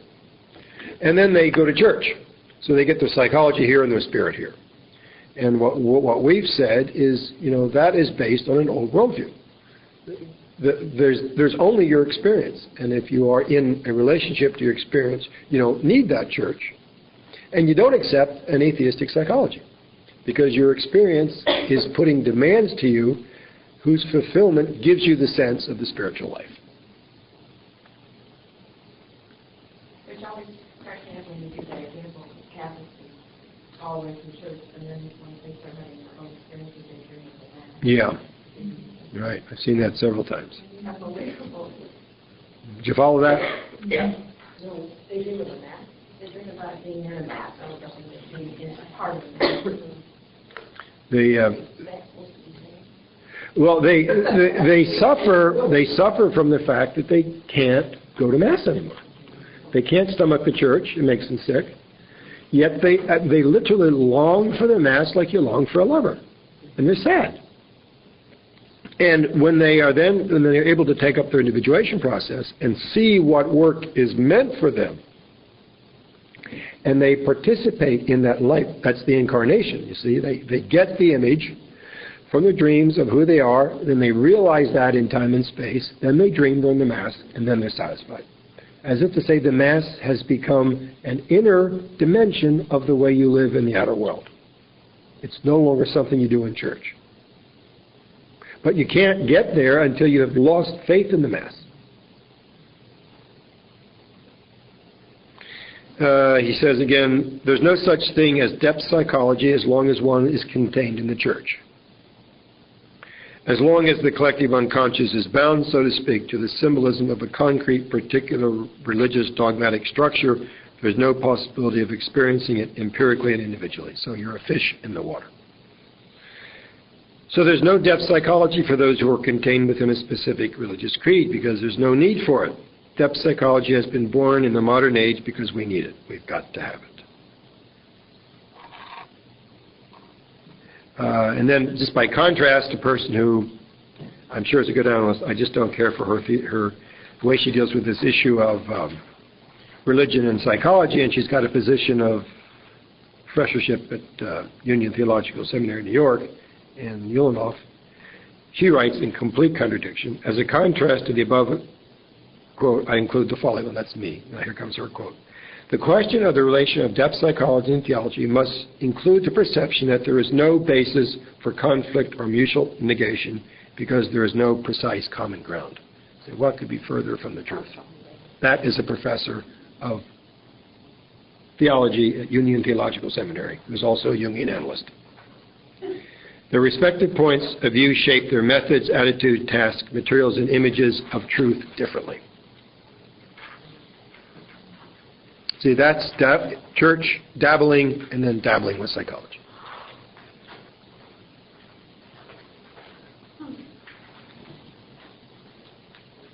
So, Gary, is there no place that you can dabble with both and honor both? No.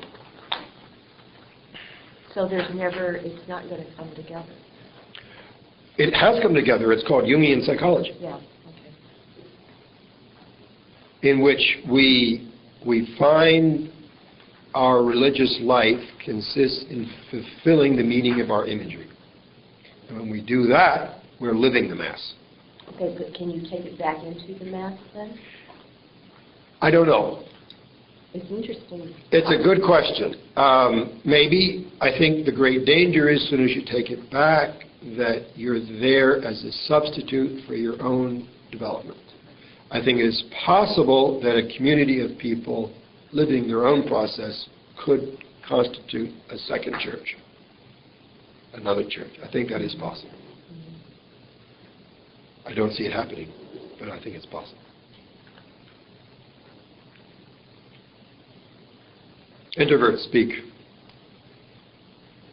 Yes? I was just thinking about this ritual that Susan Bettis has called together over the years. So that, I mean, it's a fluctuating view, but that could be, it is probably for people that participate in all the time. I was doing it. It's just speaking for myself, that it's a step, but it's not fun. Because I actually have had the Mass dream after several years of analysis. And it was really only after that I didn't have that long in that pull to go back to try to find some kind of organized house, cathedral, whatever, and go to. I didn't do anything because it was something evil. Brought me closer to God than the church, benefit, and myself, which is actually an experience I had when I was 7 years old, 19.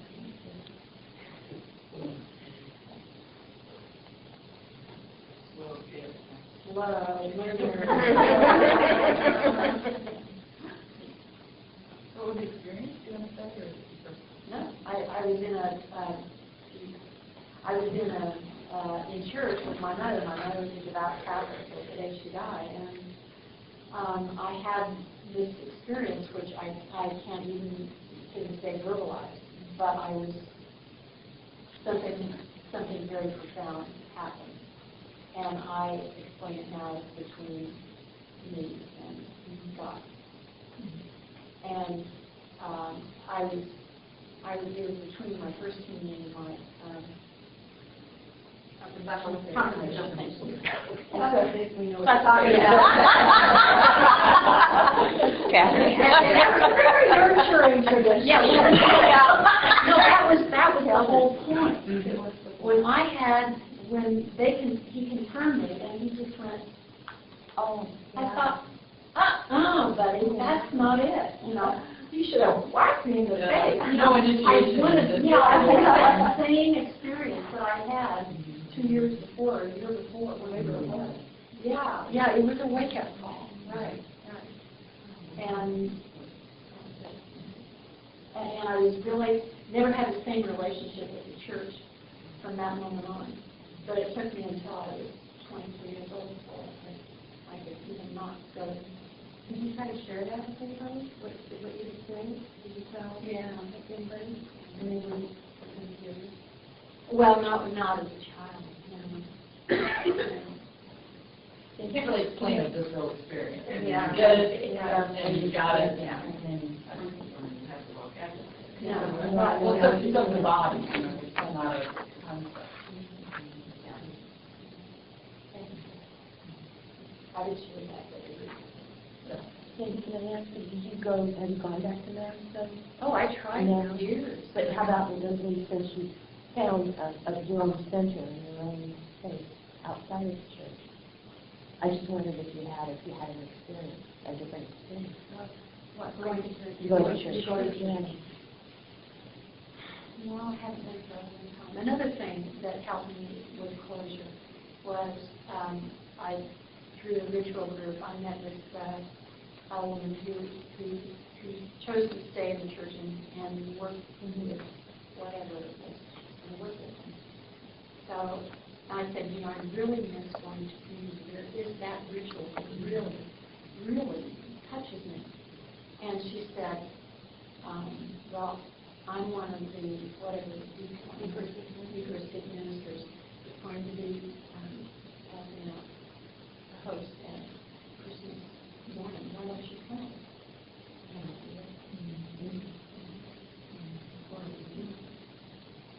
Because I was going to be a priest. I was not that easy. All right.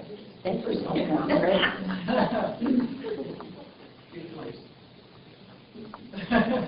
Anything else?